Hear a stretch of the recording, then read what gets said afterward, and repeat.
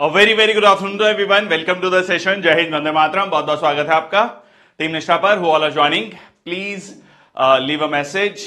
तो आज हम शुरुआत करने जा रहे हैं हमारे साइंस के सफर की, फिजिक्स के सफर की।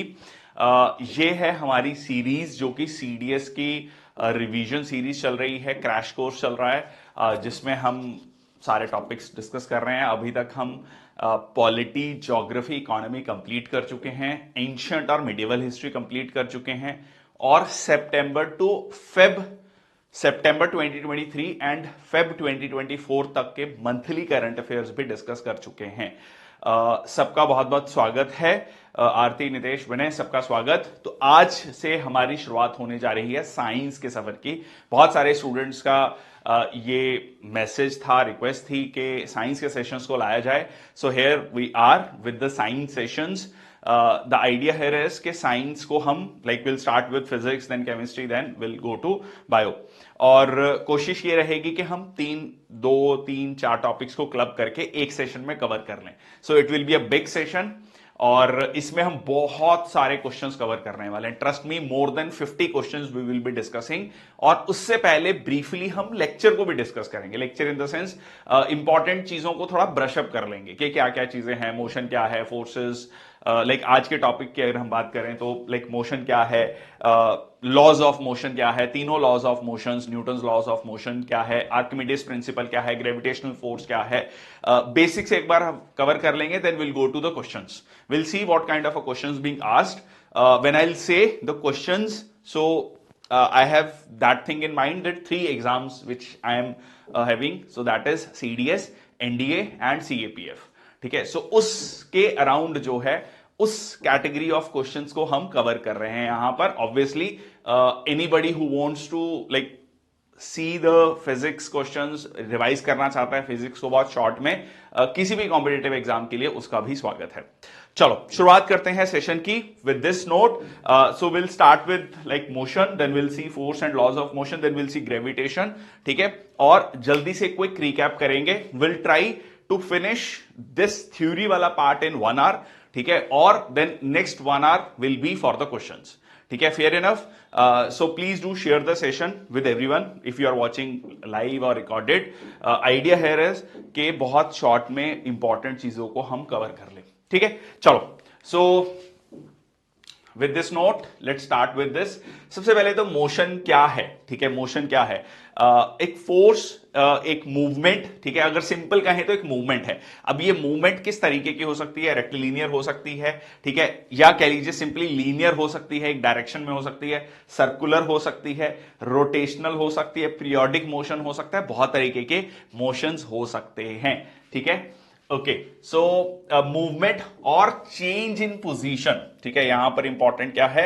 Movement and change in position. तो यहां पर आपका मूवमेंट और change in position, organism observed in everyday activities. हर दिन की दिनचर्या में जो भी आपको मोशन देखने को मिलता है, मूवमेंट देखने को मिलता है, that is simply the motion. ठीक है, ओके।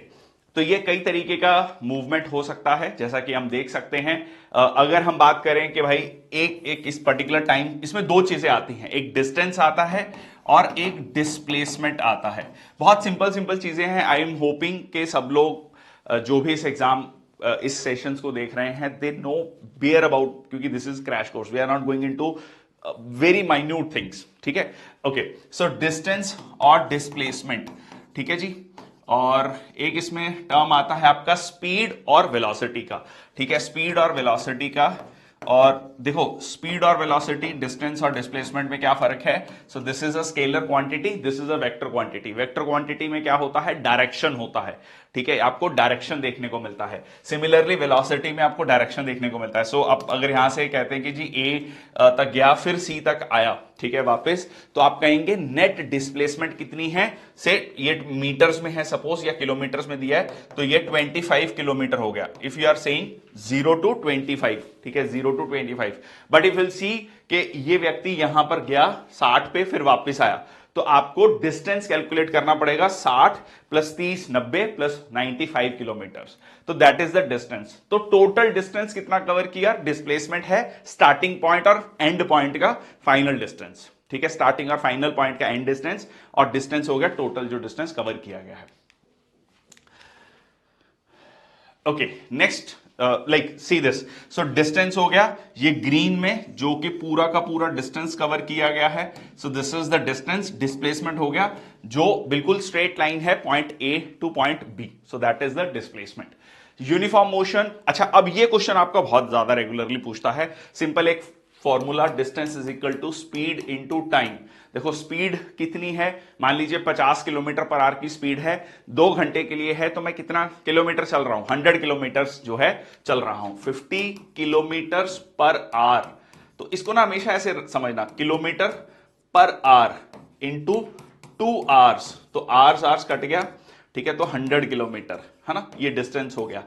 अब यहां पर आपका सीधा सीधा क्वेश्चन जो पूछा जाता है वो ये पूछा जाता है, ग्राफ दिया जाता है, ठीक है, ग्राफ दिया जाता है और आपसे पूछा जाता है कि ये कांस्टेंट स्पीड है, यूनिफॉर्म स्पीड है, या जो पर्टिकुलर बॉडी है वो रेस्ट पे है, या कांस्टेंट एक्सेलरेशन है, क्या है वो चीज।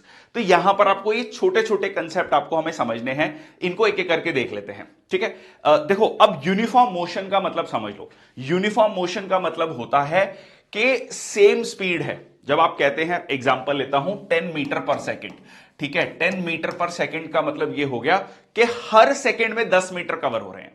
मान लो 0 to 1 सेकंड में भी 10 मीटर कवर हो रहा है, 1 to 2 सेकंड में भी 10 मीटर कवर हो रहा है, 2 से 3 सेकंड में भी 10 मीटर कवर हो रहा है। So that is the uniform speed, ठीक है, that is the uniform motion I would say, ठीक है। स्पीड बेसिकली स्केलर क्वांटिटी है और वेलोसिटी आपका एक वेक्टर क्वांटिटी है, ठीक है। तो अगर मैं डिस्टेंस और टाइम में यूनिफॉर्म मोशन का ग्राफ देखूं तो इसका मतलब क्या हुआ कि पहले सेकंड में कितना डिस्टेंस कवर हुआ, दूसरे सेकंड में कितना डिस्टेंस, तो ये सेम है, ये सेम रहेगा। थर्ड सेकंड में जो डिस्टेंस कवर होगा ये सेम रहेगा। मान लीजिए ये 5 मीटर है तो ये भी 5 मीटर होगा, ये भी 5 मीटर होगा। सिमिलरली 4 सेकंड के बाद भी 5 मीटर होगा ये डिफरेंस। तो ये 5 10 15 20 25 30 इस तरीके से चलता रहेगा। दैट मींस हर सेकंड में जो डिस्टेंस ऐड हो रहा है वो कांस्टेंट है, सेम है, तो आपको एक स्ट्रेट लाइन मिलेगी। देखो पेपर में आपको यह समझना है कि हर चीज नहीं रट सकते, समझना है, ठीक है। बहुत बार बच्चे कहते हैं कि जी हमें रट के बस रट लें हम, तो ठीक है, there are many things to be like got crammed up, but I won't say कि आपको हर चीज क्रैमिंग करनी है। समझोगे तो बहुत इजीली आपको समझ आएगा कि ये स्ट्रेट लाइन क्यों बनी है, ठीक है। I hope this is clear, straight line. तो दैट सिंपली शोज कि आपका, हाँ जी, ये सिंपली आपका ये बता रहा है कि 1 सेकंड 2 3 4 5 हर सेकंड में जो डिस्टेंस है वो सेम ऐड हो रहा है, ठीक है, डिस्टेंस जो है आपका सेम ऐड हो रहा है। Okay, this is basically the gravitational motion. Non uniform motion क्या है? देखो नॉन यूनिफॉर्म मोशन ये है कि आपका जो चेंजिंग स्पीड और एक्सेलरेशन है मतलब कांस्टेंट नहीं है। मतलब आप ये कह सकते हैं कि पहले सेकंड में 10 मीटर है, अगले सेकंड में 5 मीटर है, फिर 8 मीटर है। तो इस तरीके से जो स्पीड है या जो मोशन है वो कांस्टेंट नहीं है। तो ऑब्वियसली उसका जो कर्व होगा वो भी आपको अलग तरीके से देखने को मिलेगा। अब बहुत सारे जो जनरली हमारा जो भी मोशन होता है वो नॉन यूनिफॉर्म मोशन ही होता है, ठीक है, नॉन यूनिफॉर्म मोशन होता है। तो उसका कुछ ग्राफ आपको इस तरीके से मिलेगा। अब यहां पर ध्यान रखने वाला पॉइंट क्या है कि डिस्टेंस के केस में डिस्टेंस टाइम का ग्राफ, वेलोसिटी टाइम का ग्राफ ये अलग है, ये अलग आपको देखने को मिलेगा, ठीक है। So equal distance in equal interval of time, unequal distance in unequal interval of time. Speed with direction, so speed with the direction refers to velocity. जब आप एक पर्टिकुलर कोई भी मोशन में डायरेक्शन को शो करते हैं सो वो क्या कहलाता है? वेलोसिटी कहलाता है, ठीक है। So velocity can be uniform और वेरिएबल, ठीक है, ये यूनिफॉर्म हो सकता है, वेरिएबल हो सकता है। So it's a scalar quantity, it's a vector quantity. It can not B zero, it can be zero, it can be zero, that is very important. Velocity in a particular direction, ठीक है। So ये हो गया आपका speed और velocity. Next आता है rate of change of velocity. Rate of change of velocity क्या कहलाता है? एक्सेलरेशन कहलाता है। देखो अब इसको ऐसे समझो, जब मैं ये कहता हूं कि 2 मीटर पर सेकेंड स्क्वायर, ठीक है, 2 मीटर पर सेकेंड स्क्वायर, तो इसको ऐसे समझो 2 metre per second divided by second, मतलब हर सेकेंड में जो स्पीड है वो 2 मीटर पर सेकेंड से बढ़ रही है। मतलब अगर एक पर्टिकुलर टाइम में मान लीजिए 8 मीटर पर सेकेंड स्पीड है फॉर एग्जांपल, तो अगले सेकेंड में 10 मीटर पर सेकेंड है, फिर 12 मीटर पर सेकेंड है, ठीक है। तो ये जो है क्या हो रहा है, कॉन्स्टेंटली आपकी स्पीड बढ़ रही है at the rate of 2 metre per second, ठीक है। अगर मैं ये कहता हूं कि मेरी acceleration 2 metre per second square है, ठीक है, तो इसमें आपको एक मैग्नीट्यूड भी मिलता है और डायरेक्शन भी मिलती है, ठीक है। अभी ये सारी चीजों पे मैं आऊंगा, आपको जब ग्राफ हम डिस्कस करेंगे तब आपको और क्लियर होगा। सो एक्सेलरेशन क्या है? Change in velocity. जो इनिशियल वेलोसिटी क्या थी, फाइनल वेलोसिटी क्या थी, पर यूनिट टाइम, ठीक है, पर यूनिट टाइम। तो ये आपका क्या आ जाएगा? एक्सेलरेशन आ जाएगा। बहुत बेसिक से हम डिस्कस कर रहे हैं। ओके, सो एग्जांपल दे रहा है कि अगर मान लीजिए लाइक पॉजिटिव वेलोसिटी एक पर्टिकुलर डायरेक्शन में, नेगेटिव एक्सेलरेशन अगर आप स्लो डाउन कर रहे हैं, जिसको हम डीसेलरेशन भी कहते हैं, ठीक है, इस तरीके से इसका जो ग्राफ है वो चेंज हो सकता है। ओके, नेक्स्ट आता है आपका यूनिफॉर्म मोशन, ठीक है। यूनिफॉर्म मोशन में स्पीड क्या है? कांस्टेंट है, ठीक है, स्पीड कांस्टेंट है, तो एक स्ट्रेट लाइन बनेगा। इसका मतलब क्या हो गया? यूनिफॉर्म मोशन मतलब मान लीजिए मैं कह रहा हूं 5 मीटर पर सेकेंड, तो यहां पर भी 5 मीटर पर सेकेंड है 1 सेकेंड में, और 2 सेकेंड पे भी आपकी जो स्पीड है वो 5 मीटर पर सेकेंड है। तो यहां पर आपकी स्पीड कांस्टेंट चल रही है, कोई फर्क नहीं पड़ रहा। अगर आपका यूनिफॉर्म एक्सेलरेटेड मोशन है तो यहां पर वेलोसिटी और यहां पर टाइम, तो इसका मतलब यह हो गया कि हर टाइम पीरियड में आपकी जो स्पीड है वो लगातार बढ़ती जा रही है। से suppose 2 metre per second square, तो इसका मतलब यह है कि हर सेकेंड में आपकी स्पीड, यहां पर 1 सेकेंड में, अगर आप यहां पर आपकी स्पीड 1 सेकेंड में मान लीजिए 4 मीटर पर सेकेंड थी, तो यहां पर 2 सेकेंड में 6 metre per second square 6 metre per second हो गया। तो इस तरीके से आपकी स्पीड जो है वो बढ़ रही है। आई एम होपिंग कि आपको ये चीज समझ आ रही है। ये वाला ग्राफ बहुत इंपॉर्टेंट है, सीधा सीधा क्वेश्चन पूछता है, ग्राफ दे देगा, पूछेगा ये क्या चीज शो कर रहा है, ठीक है। तो ये कांस्टेंट वेलोसिटी, कांस्टेंट एक्सेलरेशन, मान लीजिए यहां पर एक जब टाइम 0 पे शुरू हुआ तो इसकी सब स्पीड से मान लीजिए 5 मीटर पर सेकेंड था, उसके बाद एक्सेलरेशन है 2 metre per second square, that means t 1 second पे कितना होगा? स्पीड 7 मीटर पर सेकेंड होगा। 2 सेकेंड पे कितना होगा? 9 मीटर पर सेकेंड होगा, ठीक है। ये क्या है? आपका स्पीड को दर्शा रहा है, स्पीड को बता रहा है, ठीक है। कांस्टेंट रिटार्डेशन क्या है? नीचे की तरफ जा रहा है, नेगेटिव है, ठीक है आपका। इसका मतलब यह हो गया कि एक पर्टिकुलर टाइम पीरियड पे suppose 10 metre per second speed है, तो 1 सेकेंड पे कितना होगा? 1 सेकेंड पे से अगर अगेन एक deceleration 2 metre per second square पे है तो 8 मीटर पर सेकेंड, ठीक है। फिर 2 सेकेंड पे आपकी स्पीड कितनी होगी? 6 मीटर पर सेकेंड।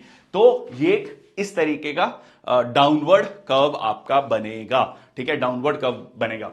उसके अलावा ऑब्जेक्ट थ्रोन अपवर्ड्स, अगर आप किसी चीज को ऊपर फेंक रहे हैं तो क्या होता है? धीरे धीरे ऊपर जाके स्पीड स्लो होती है, ठीक है, फिर स्पीड जो है बढ़नी शुरू होती है। तो यहां पर अगर आप देखेंगे, यहां पर क्या है? एक पर्टिकुलर स्पीड है, जैसे आपने ऊपर थ्रो किया किसी बॉल को, तो स्पीड यहां पर 0 है, ठीक है, स्पीड 0 है, देन इट स्टार्टेड, ठीक है, नेगेटिव में है, क्योंकि जब वो ऊपर जाके फिर नीचे की तरफ आ रहा है तो वहां पर नेगेटिव, इसलिए नेगेटिव में दिखाया गया है।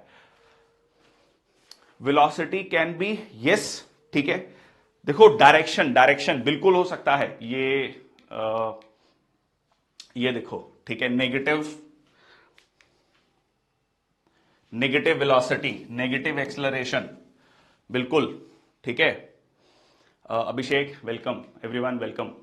ओके, नेक्स्ट आपका 1 बाउंस, ठीक है, आपने स्पीड बढ़ाया, यहां से बॉल को छोड़ा, बेशक फोर्स से छोड़ा या सिंपली ड्रॉप किया, ठीक है, स्पीड बढ़ा नीचे जाते जाते, क्योंकि एक्सेलरेशन है, कांस्टेंट एक्सेलरेशन है, वहां पे टच किया फिर ऊपर की तरफ आया, ठीक है, then it started increasing. But speed, हाँ बिल्कुल, speed can not be negative, बिल्कुल, ठीक है। इरेगुलर मोशन में कुछ इस तरीके से दिखाई देगा। ये कर्व, ये ग्राफ समझने इंपॉर्टेंट है, इस पे आपका क्वेश्चन पूछा गया है, ठीक है। यूनिफॉर्म स्पीड, ठीक है, ये बॉडी अगर मान लो यहां पर डिस्टेंस दिया है, यहां पर डिस्टेंस, ये सेम लाइन का मतलब क्या है कि भाई डिस्टेंस कांस्टेंट है। अगर यहां 10 मीटर था तो यहां पर मान लीजिए 3 सेकंड है, तो 3 सेकंड, यहां पर मान लीजिए 7 सेकंड है, तो इन 4 सेकंड में डिस्टेंस नहीं बढ़ा, मतलब बॉडी रेस्ट पर थी, कोई मूवमेंट नहीं हुई है। देन यूनिफॉर्म स्पीड, देन आपका जो है negative gradient returning to the start, मतलब यूनिफॉर्म जो है डिसलरेशन आपको देखने को मिल रहा है, स्पीड कम हो रही है। अगर हमें सिंपली वेलोसिटी और टाइम में से, तो ये है आपका डिस्टेंस, ठीक है, डिस्टेंस और टाइम, ये आपका ग्राफ इंपॉर्टेंट है। ये फाइनल एक कह लीजिए सारी चीजों का भी समराइजेशन है जो अभी तक हमने डिस्कस किया पिछले 10 मिनट में। स्टेशनरी ऑब्जेक्ट है, ये डिस्टेंस है, ये टाइम है, कांस्टेंट है। अगर कोई भी बॉडी स्टेशनरी है, इसका मतलब क्या हुआ, मेरी स्पीड ही नहीं है, कोई जीरो है, तो मेरी स्पीड जीरो हो गई, ठीक है। एक्सेलरेशन, जब स्पीड जीरो है तो एक्सेलरेशन भी जीरो होगी। चेंज इन वेलोसिटी नहीं है, change in velocity v minus U divided by T, जब चेंज इन वेलोसिटी नहीं है तो एक्सेलरेशन भी जीरो होगी। ओके, यूनिफॉर्म मोशन में क्या हो रहा है कि हर सेकंड में डिस्टेंस लगातार सेम बढ़ रहा है। मान लीजिए मैं कह रहा हूं 5 मीटर पर सेकंड, तो यहां पर 5 मीटर है, ये भी 5 मीटर है, मतलब ये 5, ये 10, 15 इस तरीके से चलता जाएगा। पर क्योंकि यूनिफॉर्म मोशन है तो आपका क्या हो रहा है, ये स्पीड शो कर रहा है, वेलोसिटी, या कह लीजिए वेलोसिटी लिख लेता हूं क्योंकि यहां पर इसके वेक्टर क्वांटिटी है। तो ये 5 मीटर पर सेकंड कांस्टेंट है, 5 मीटर पर सेकंड। बट अगर 5 मीटर पर सेकंड कांस्टेंट है तो v minus U divided by T, तो v भी 5 है, u भी 5 है, तो ये क्या हो गया, 0 divided by T, that is acceleration 0, ठीक है, एक्सेलरेशन 0। ओके, फिर आपका आता है कांस्टेंट एक्सेलरेशन। कांस्टेंट एक्सेलरेशन का मतलब क्या है कि पहले सेकंड में अगर 2 मीटर था, अगले सेकंड में स्पीड, एक्सेलरेशन है 2 metre per second square, speed बढ़ती जा रही है, डिस्टेंस बढ़ता जाएगा, ठीक है। सो ये वाला आपको कर्व मिलेगा, ठीक है। नेक्स्ट आपका वेलोसिटी, वेलोसिटी कांस्टेंट है, मतलब पहले सेकंड में 2 मीटर पर सेकंड बढ़ा, अगले सेकंड में भी 2 मीटर पर सेकंड बढ़ा, तो कांस्टेंटली स्पीड बढ़ रही है। एक्सेलरेशन कांस्टेंट है, एक्सेलरेशन कितनी है, 2 मीटर, मैं 2 मीटर पर सेकंड स्क्वायर एक एग्जांपल से समझा रहा हूं, ठीक है, कोई फिक्स नहीं है कि 2 मीटर पर सेकंड ही है, 5, 10 कितना भी हो सकता है, ठीक है। So this is the acceleration. ये ग्राफ समझ आया, इस ग्राफ पे 2-3 बार क्वेश्चन पूछा गया है, ठीक है, 2-3 बार अलग अलग टाइम पे क्वेश्चन पूछा गया है। या तो ग्राफ दे देगा या कहेगा कि कांस्टेंट एक्सेलरेशन का ग्राफ जो है कैसा होगा वेलोसिटी और टाइम के उस पे, ठीक है। अगर कांस्टेंट एक्सेलरेशन है तो ये अपवर्ड ग्राफ होगा, स्ट्रेट लाइन होगा अपवर्ड, ठीक है, स्ट्रेट लाइन होगा, डिक्लाइनिंग होगा, इस तरीके का क्वेश्चन आपका पूछा जाता है, ठीक है। चलो, बेसिक है, सिंपल है, बट एप्लीकेशन ऑफ माइंड है, कुछ भी टफ नहीं है इसमें। साइंस में शायद यही सबसे अच्छी बात है कि सारी चीजें समझ के आप सॉल्व कर सकते हो, इसमें कुछ ज्यादा रटने वाला नहीं है, ठीक है। Okay, constant velocity, constant acceleration, ये सेम एग्जांपल्स हैं, ठीक है। अच्छा, हम वेलोसिटी और अगर टाइम की बात करते हैं तो वेलोसिटी और टाइम के ग्राफ में हम ये कर सकते हैं कि मान लीजिए हमें ए टू ई के बारे में देखना है, तो ये जो ग्राफ है, ये जो एरिया है, ठीक है, ये जो एरिया है ये क्या है, इससे हमें डिस्टेंस पता लग जाएगा, ठीक है, इससे हमें डिस्टेंस पता लग जाएगा, ठीक है। ओके, सो ये मैंने आपको बता दी क्वेश्चंस, बहुत सारी एग्जांपल्स हैं just to make you understand, ठीक है। बहुत सारे मैंने ग्राफ्स ऐड कर दिए हैं ताकि आपको समझने में कोई दिक्कत ना हो।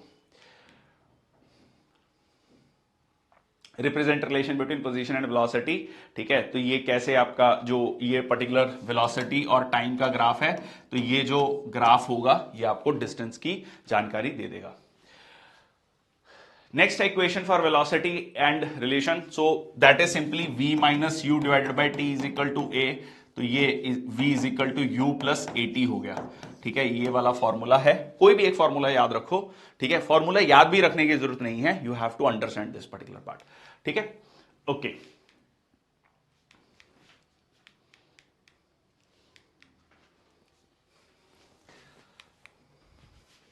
नेक्स्ट आता है यूनिफॉर्म सर्कुलर मोशन। ठीक है, यूनिफॉर्म सर्कुलर मोशन का मतलब क्या है कि ऑब्जेक्ट जो है सर्कुलर पाथ पे कांस्टेंट स्पीड पे मूव कर रहा है। अच्छा, ये क्वेश्चन आपका बड़ा इंटरेस्टिंग है, पूछा भी गया है एक बार।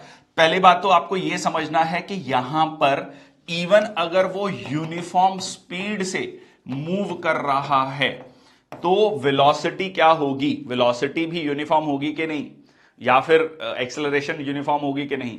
तो आंसर है वेलोसिटी और एक्सेलरेशन क्या है, एक्सेलरेशन जो है आपका एक वेक्टर क्वांटिटी है, डायरेक्शन पर निर्भर है, क्योंकि यहां पर हर पॉइंट पे डायरेक्शन चेंज हो रही है, हर पॉइंट पे डायरेक्शन चेंज हो रही है, तो ये जो है कांस्टेंट नहीं होगा, एक्सेलरेशन कांस्टेंट नहीं होगी। ठीक है, दूसरा, अगर यूनिफॉर्म स्पीड है तो आप ये कह सकते हैं कि जो आपको v minus U divided by T, तो ये वाला फैक्टर जो है ये जीरो मिल सकता है। यस, ठीक है, जीरो मिल सकता है, बट एक्सेलरेशन जीरो नहीं होगी। जो स्केलर जो अमाउंट है, ठीक है, जो वैल्यू है वो हो सकती है, जीरो हो सकती है। ओके, अब यहां पर आपको समझना है कि वेलोसिटी, आपको दो तरीके की वेलोसिटी की हम बात करते हैं, एंगुलर वेलोसिटी की और लीनियर वेलोसिटी की। एक इसी टेंजेंट से क्वेश्चन, हाँ बिल्कुल आया था, मैं क्वेश्चन करूंगा डिस्कस। ठीक है, सारे क्वेश्चन डिस्कस करूंगा इससे रिलेटेड जो आए हैं, एंगुलर वेलोसिटी और लीनियर वेलोसिटी। ठीक है, जो ऑब्जेक्ट रिवॉल्व करता है एक पर्टिकुलर फिक्स्ड पॉइंट पर, तो उसको angular velocity. So angular velocity linear velocity के बीच में रिलेशन यहां पर आप देख सकते हैं। So linear velocity is equal to R, जो कि रेडियस है, और इनटू एंगुलर वेलोसिटी। इसको एक एग्जांपल से समझने की कोशिश करते हैं।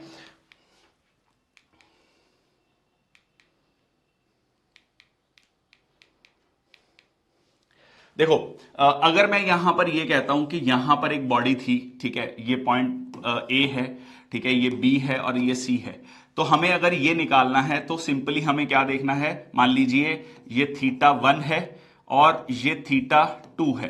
ठीक है, तो थीटा 1 माइनस थीटा 2 हो जाएगा, तो ये सपोज ये थीटा है, तो हमें ये देखना है कि कितना डिस्टेंस ट्रेवल किया, जैसे हम कहते हैं ना 2 पाई आर। ठीक है, 2 पाई आर दैट इज द सर्कमफ्रांस। तो ये जो एंगल जो है, ये जो मूव किया है, सो एंगुलर वेलोसिटी क्या है, जितना ये एंगल मूव किया है, delta theta divided by delta T. ठीक है, पर यूनिट टाइम में कितना एंगल ये यहां पर मूव किया है, that is basically the angular velocity. ठीक है, so theta divided by T. So simple हम लीनियर वेलोसिटी क्या कहते हैं, डिस्टेंस डिवाइडेड बाय टाइम। यहां पर हमने इसकी जो है वैल्यू डाल दी आर इंटू थीटा। ठीक है, आर इंटू थीटा, तो ये हमें इससे ये पता लग गया आर इंटू थीटा क्यों, क्योंकि एक पर्टिकुलर टाइम पीरियड पे ये आर है और कितना एंगल ये मूव किया है। ठीक है, कितना एंगल मूव किया है, इससे हमें ये पता लग गया कि ये कितना डिग्री मूव किया है। So that is the distance. ठीक है, ये हमें डिस्टेंस पता लग गया। तो ये एक फॉर्मूला आपका यहां पर बनता है एंगुलर वेलोसिटी और लीनियर वेलोसिटी का। ठीक है, अगर मैं फ्रीक्वेंसी और पीरियड की बात करूं तो फ्रीक्वेंसी क्या है, 1/t, कितनी जो है रेवोल्यूशंस हो सकती हैं। ठीक है, time it take for the object to complete one full revolution around the circle, एक पर्टिकुलर सर्कल पर कितनी रेवोल्यूशंस हैं। सो वो क्या कहलाता है मेरा frequency, number of revolutions per unit time. ठीक है, पर यूनिट टाइम मेरा फ्रीक्वेंसी को बताता है। ओके, नेक्स्ट आता है फोर्सेस। दो तरीके के फोर्सेस हैं, एक कांटेक्ट फोर्स, जैसे कि मैं इस स्क्रीन को पुश कर रहा हूं, सो that is contact force. But जैसे ही मैं इस, मान लीजिए कुछ और ले लेता हूं, पेन ले लेता हूं, तो ये पेन को जैसे मैंने ड्रॉप किया तो ये क्या हुआ, ग्रेविटेशनल फोर्स थी, कांटेक्ट नहीं था, पर ग्रेविटेशनल फोर्स ने अपनी तरफ जो है इसको अट्रैक्ट किया। ठीक है, so that is action at a distance force. तो कई तरीके के फोर्स हैं, इंटरेक्शन है। अब हम डिस्कस करेंगे आपका force of laws of motion. ठीक है, तो दिस इज बेसिकली कई तरीके की फोर्सेस हैं, normal force, applied force, gravitational force, ये हम अभी डिस्कस करने वाले हैं। बैलेंस्ड फोर्स क्या है? जैसे टग ऑफ वॉर है, ठीक है, यहां पर मान लीजिए 50 न्यूटन की फोर्स है, यहां पर 50 न्यूटन की फोर्स है, दोनों बैलेंस आउट हो रही हैं, सो this is the balanced force, ठीक है, same magnitude opposite direction. Similarly एक किताब है, मान लीजिए किताब आपके टेबल पे पड़ी है, वो कोई मूव नहीं कर रही है, ठीक है, उस पे ग्रेविटेशनल फोर्स लग रही है, सिमिलरली उस पे एक नॉर्मल फोर्स लग रही है, दोनों बैलेंस आउट हैं, तो उससे क्या हो रहा है, उससे वो किताब स्टेशनरी है, वहीं पर पड़ी है, कहीं मूव नहीं कर रही है, ठीक है। सिमिलरली मान लीजिए मैं खड़ा हूं, ठीक है, एक पर्टिकुलर जगह पर, या मान लीजिए मैं इस दोनों पर फोर्स लगा रहा हूं, इस पेन पे दोनों तरफ से इक्वल फोर्स लगा रहा हूं, तो कहीं मूव नहीं कर रहा, ठीक है, वहीं पर है, दोनों तरफ से फोर्स लगा रहा हूं, but still it is not moving, ठीक है, that is basically example of balanced force. Unbalanced force क्या है? अनबैलेंस्ड फोर्स से ही आपको क्या देखने को मिलेगा? एक मूवमेंट देखने को मिलेगी, ठीक है। मान लीजिए एक जगह फोर्स ज्यादा है, एक जगह फोर्स कम है, तो नेट फोर्स कितनी है उसके अकॉर्डिंग ही आपको एक मूवमेंट जो है देखने को मिलेगी। जैसे कि मान लीजिए रॉकेट में आपको थ्रस्ट मिलता है, गाड़ी में मूवमेंट मिलती है, कोई भी जो फोर्स है उसमें एक अनबैलेंस्ड फोर्स आपको देखने को मिलती है, ठीक है। So first law of motion क्या कहता है? फर्स्ट लॉ ऑफ मोशन ये कहता है कि बॉडी जो रेस्ट में है वो रेस्ट में रहने की कोशिश करती है, जो मूवमेंट में है वो मूवमेंट में रहने की कोशिश करती है, ठीक है। इसकी बहुत सारी एग्जांपल हैं, इसमें दो तीन जो इंपॉर्टेंट चीजें हैं जो आपको ध्यान में रखना है: inertia, rest and motion, unbalanced external force. Unbalanced external force हमने देखा, ठीक है। इनर्शिया बेसिकली क्या है? टेंडेंसी, ठीक है, टेंडेंसी किसी भी बॉडी की एक पर्टिकुलर जगह पर रहने की, ठीक है, उसके अंदर एक मास है, so object stays at rest and the object in motion stays in motion with the same speed same direction. Example है inertia, the tendency of object to resist changes, ठीक है, और मास क्या है? Measure of the amount of matter in an object. किसी भी particular body में जो मैटर होता है वो क्या कहलाता है? मास कहलाता है। अच्छा, अब एक एग्जांपल से मान लो ये खाली एक बकेट है, इसमें सैंड डाला गया है, नो नीड टू से कि अगर इसको मेरे को पुश करना है, जिसमें सैंड है, इसमें मेरे को ज्यादा फोर्स लगानी पड़ेगी, इसमें मेरे को कम फोर्स लगानी पड़ेगी। द सिंपल थिंग इज इसमें मास कम है, तो force is equal to mass into acceleration, ये हम आगे देखेंगे, ठीक है, मास इंटू एक्सेलरेशन। सो मास कम है तो मेरे को I have to put the less force over it, ठीक है, to move it.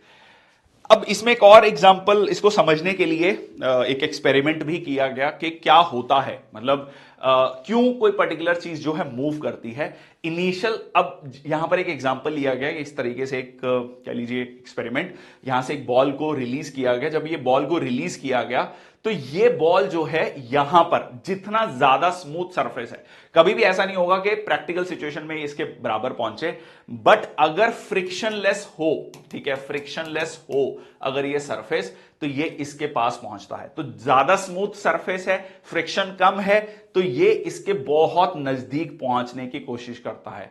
And it does not matter कि इसकी जो स्लोप है वो क्या है, अगर इसकी स्लोप इस तरीके से रखी जाएगी तो इट विल कंटिन्यू। तो ये बेसिकली क्या बताता है? इनर्शिया बताता है कि एक बॉडी का जो मूवमेंट में है, it continues to be in movement, ठीक है, उसमें एक पर्टिकुलर पोटेंशियल एनर्जी है, काइनेटिक एनर्जी है, ठीक है।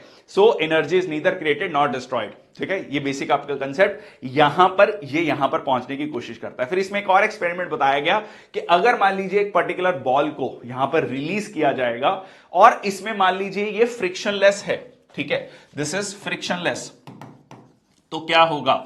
ये जो है बॉल मूव करती जाएगी। अदरवाइज एक्चुअल में क्या होता है, जब आप इस ऐसे मूव बॉल को छोड़ते हैं तो एक पर्टिकुलर डिस्टेंस पे जाके बॉल रुक जाती है, पर अगर फ्रिक्शन नहीं होगा it continues to move.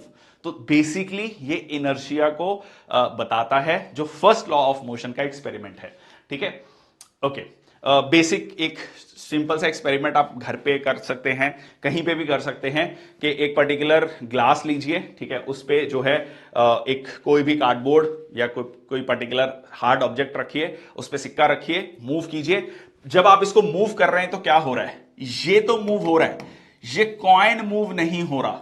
Coin rest में ही रहने की कोशिश करेगा तो अल्टीमेटली कॉइन जो है यहां पर मूव कर जाएगा, ठीक है, ग्लास में ही गिर जाएगा। ये मैंने पेड क्लासेस में करके भी दिखाया था, बहुत सिंपल सा एक्सपेरिमेंट है, you can do it yourself. Similarly जब गाड़ी एकदम स्टार्ट होती है तो आप पीछे की तरफ जाने की कोशिश करते हैं, ठीक है, आपकी टेंडेंसी होती है पीछे, क्योंकि आपकी बॉडी रेस्ट में है। जब गाड़ी मूव कर गई तो गाड़ी तो मूव कर गई, but you tend to be in rest, तो इसलिए आपकी बॉडी पीछे की तरफ जाती है। सिमिलरली जब गाड़ी ब्रेक लगाई जाती है, आपकी बॉडी में एक मोशन है, आपकी बॉडी मोशन में चल रही है, ब्रेक लगा दी गाड़ी को तो आप आगे की तरफ आपकी बॉडी झुकती है, या कह लीजिए आपकी बॉडी आगे की तरफ जाती है। इसीलिए एयर बैग्स कहां लगाए जाते हैं, आगे की तरफ लगाए जाते हैं, ताकि जब बॉडी व्यक्ति जब आगे जाए तो उसके एयर बैग्स खुल जाए और वो बच जाए, ठीक है, specially in the tough collision.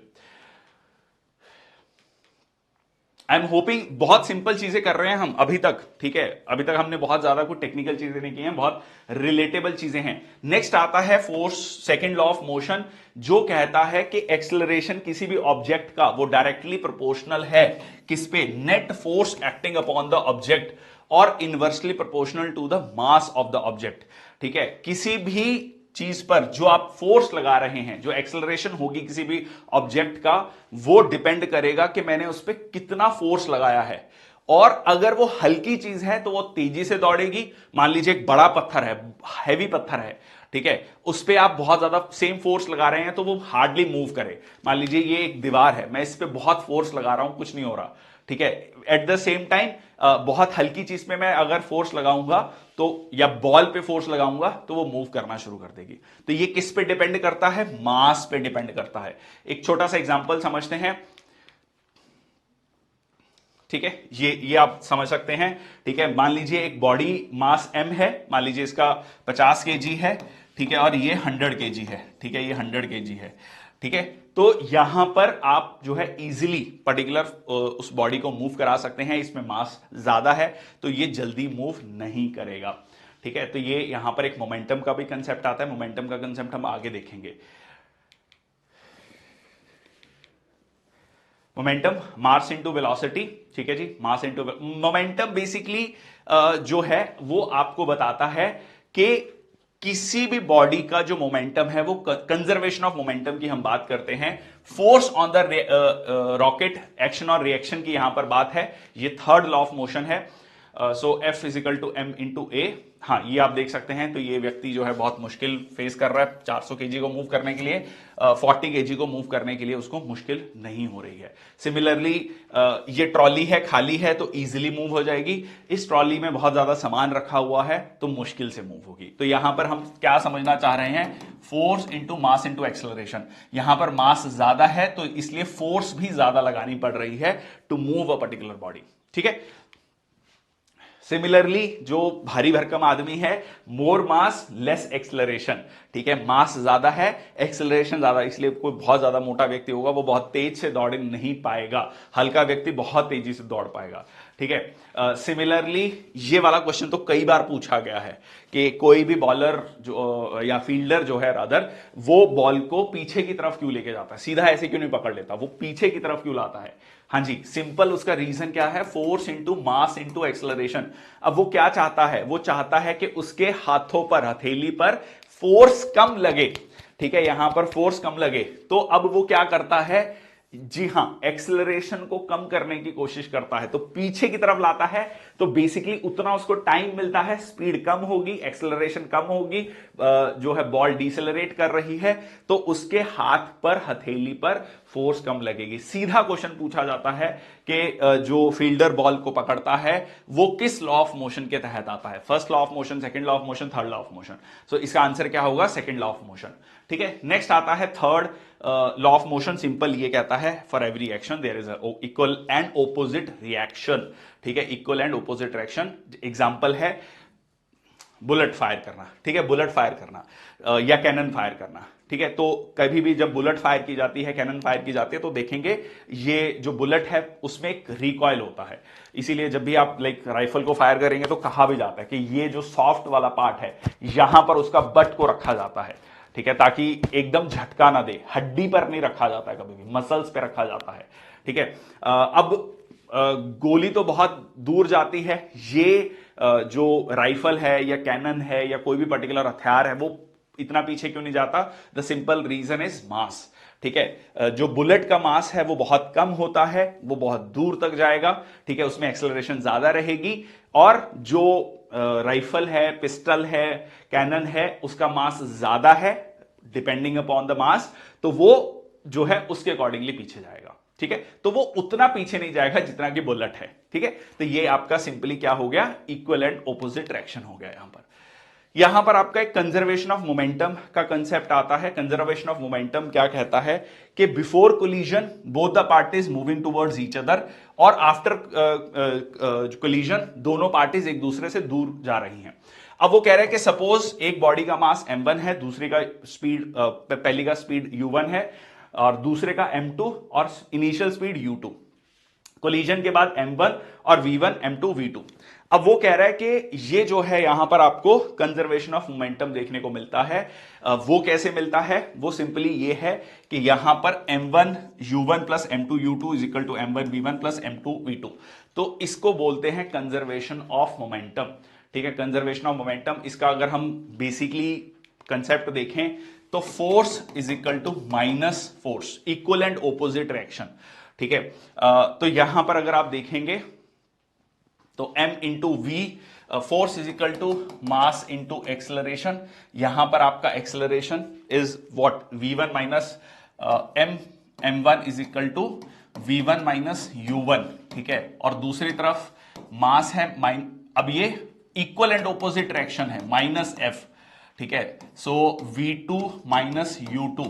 जब आप इस इक्वेशन को सॉल्व करेंगे तो आपको ये चीज मिलेगी। ठीक है, ये चीज मिलेगी। तो दैट शोज कि आपका जो इनिशियल मोमेंटम है वो बाद में भी मेंटेन रहता है। ठीक है, so m1 u1 plus m2 u2 is equal to m1 v1 is equal to m2 u2।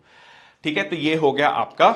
Similarly जब आप बोट से उतरते हैं, ठीक है, तो बोट से जब आप उतरते हैं तो पीछे की तरफ पुश करते हैं।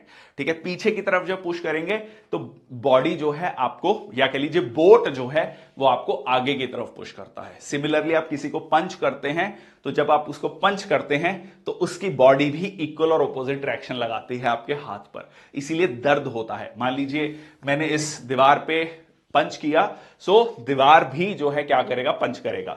सो एग्जैक्टली ये ग्रेविटेशनल फोर्स में भी कहा गया। ग्रेविटेशनल फोर्स में जब न्यूटन ने कहा कि जी एप्पल गिरा, तो एप्पल अगर धरती एप्पल को अपनी तरफ अट्रैक्ट कर रही है तो क्या मून को भी अपनी तरफ अट्रैक्ट कर सकती है?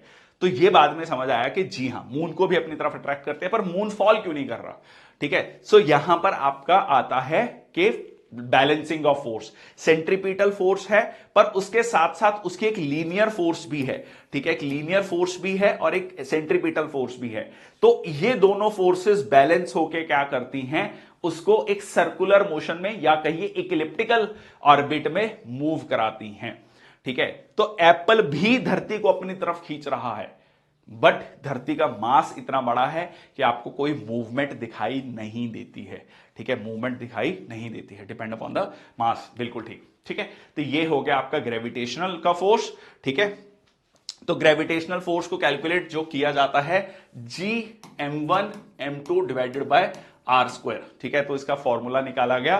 तो दोनों पर्टिकुलर मासेस पर डिपेंड करता है, दो कोई भी जो चीजें हैं, ठीक है, और उनके बीच में डिस्टेंस कितना है इस पे ये निर्भर करता है। ठीक है, ये मैंने आपको बताया कि जब कोई भी चीज सर्कुलर मोशन में मूव कर रही है तो उसमें दो फोर्सेस लग रही हैं, एक सेंट्रीपिटल फोर्स लग रही है, एक लीनियर वेलोसिटी। तो नेट वेलोसिटी जो है इस पर्टिकुलर डायरेक्शन में रहती है, टेंजेंट रहती है।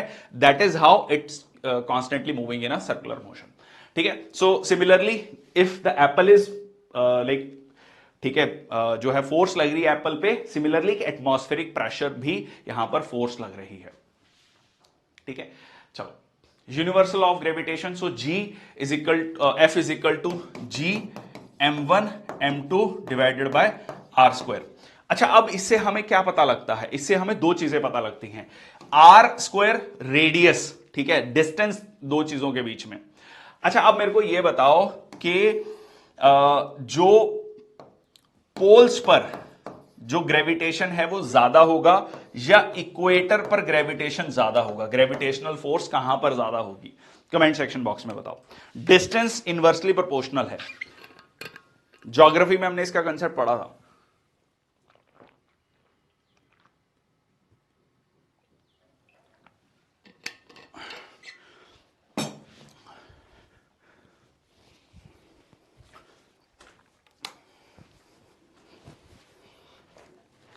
हाँ जी, पोल्स पर ज्यादा होगा।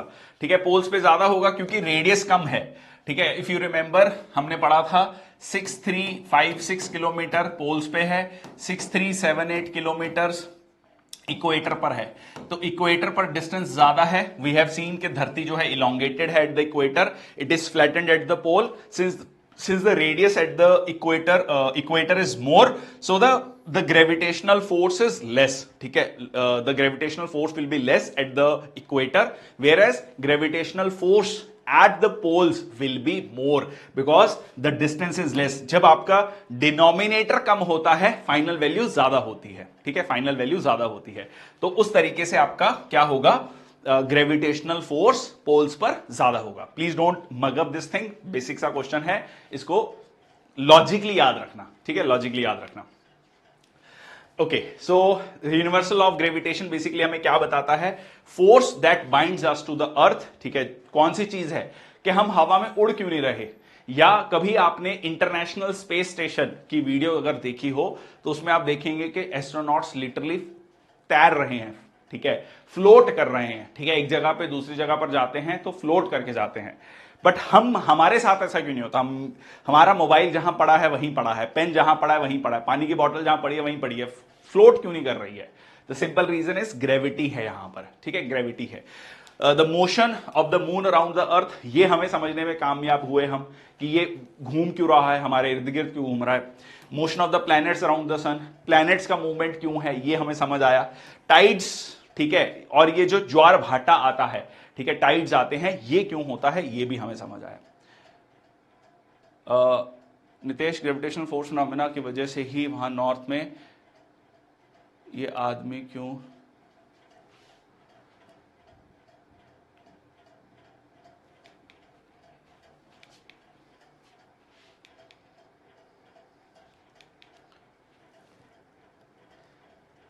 नहीं समझ आया? मैं I have not got your question अविरल। ये आदमी क्यों ढकेल रहा है? किस चीज में कह रहे हैं कि क्या चीज है? Please ask your question, if anybody can please tell me the question. ठीक है, तो यहां पर आपको क्या चीज देखने को मिल रही है? ग्रेविटेशनल फोर्स के बारे में हमने समझा। ठीक है, और इसमें एक और कंसेप्ट आता है, एस्केप वेलोसिटी। ठीक है, किस पर्टिकुलर वेलोसिटी पर हम किसी चीज को फेंकें कि वो जो है धरती की ग्रेविटेशन उसको अपनी तरफ ना खींच पाए। सो वो कैलकुलेट करके आपका आता है 11.2 किलोमीटर पर सेकेंड। ठीक है, तो ये जो है यहां पर आपको ये समझ आता है।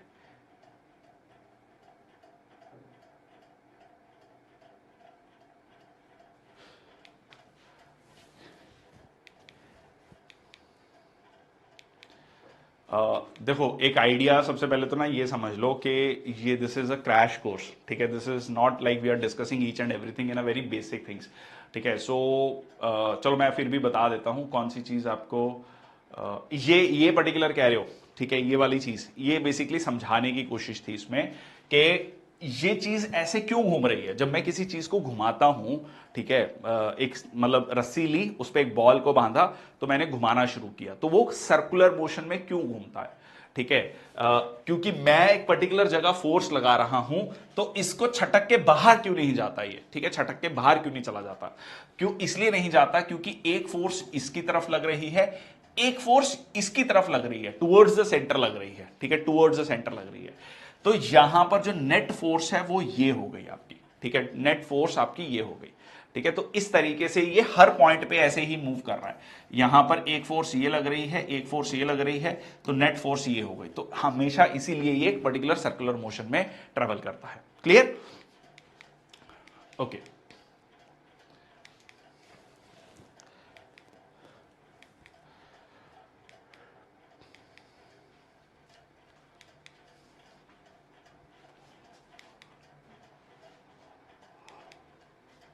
सिमिलरली प्लैनेट्स क्यों मूव कर रहे हैं वो भी हमें समझ आया।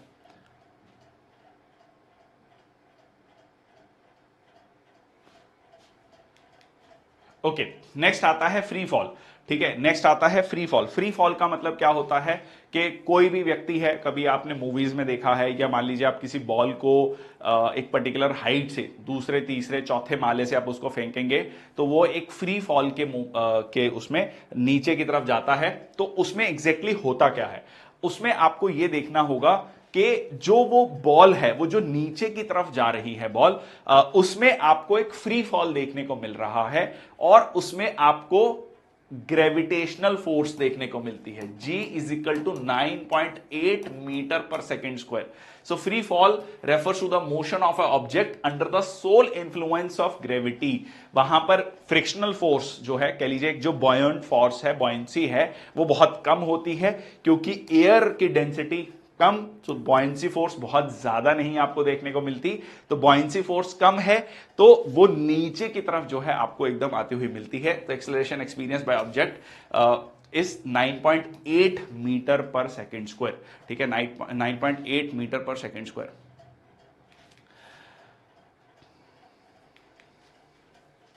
ठीक है, तो इसको कैलकुलेट कैसे किया गया है?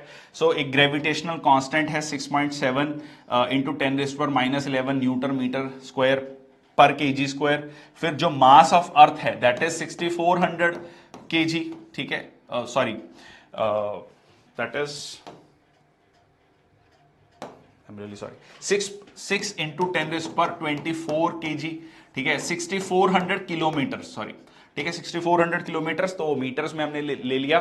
तो इस तरीके से हमें ग्रेविटेशनल मिल गया। ऑब्वियसली ये हर जगह कांस्टेंट नहीं है, जैसे मैंने आपको बताया, ग्रेविटी जो है पोल्स पे स्लाइटली ज्यादा रहती है और इक्वेटर पे थोड़ी सी कम रहती है। ठीक है, ओके, तो ये आप देख सकते हैं अलग अलग जगह आपको किस तरीके से ग्रेविटी देखने को मिलती है। So under the influence of gravitational force. अब इसमें एक बहुत इंपॉर्टेंट जो एस्पेक्ट आता है वो ये एस्पेक्ट आता है कि आपको मास को लेकर, ठीक है, फंडामेंटल प्रॉपर्टी ऑफ मास, मास जो है कांस्टेंट रहता है। मास हर जगह कांस्टेंट है। ठीक है,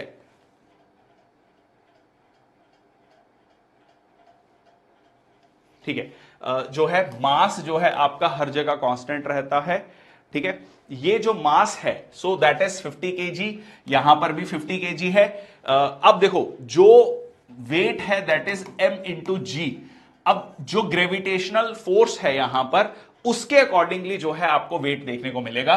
सो if that is 50 KG mass, तो यहां पर आपका ग्रेविटेशनल कितना हो गया 9.8। So that comes out to be weight as 490 newtons. ठीक है, सिमिलरली यहां पर मास, देखो मास क्या है, मास है मैटर।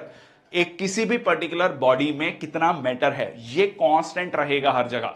ठीक है, ये हर जगह आपका कांस्टेंट रहेगा, ये वेरी नहीं करेगा। यहां पर जो ग्रेविटेशन है दैट इज 3.7 इंटू 50, तो यहां पर आपका वेट आ गया 185 न्यूटन। तो डिपेंडिंग अपॉन द लोकेशन आपका वेट वेरी कर सकता है, मास सेम रहेगा। यह क्वेश्चन आपका कई बार पूछा गया है। सिंपल क्वेश्चन है, बेसिक सा क्वेश्चन है, यह आपको ध्यान में रखना है। ठीक है जी,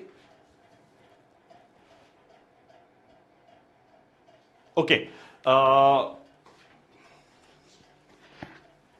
So I have cleared the UGC GRF UGC NET examination which is meant for teaching examinations.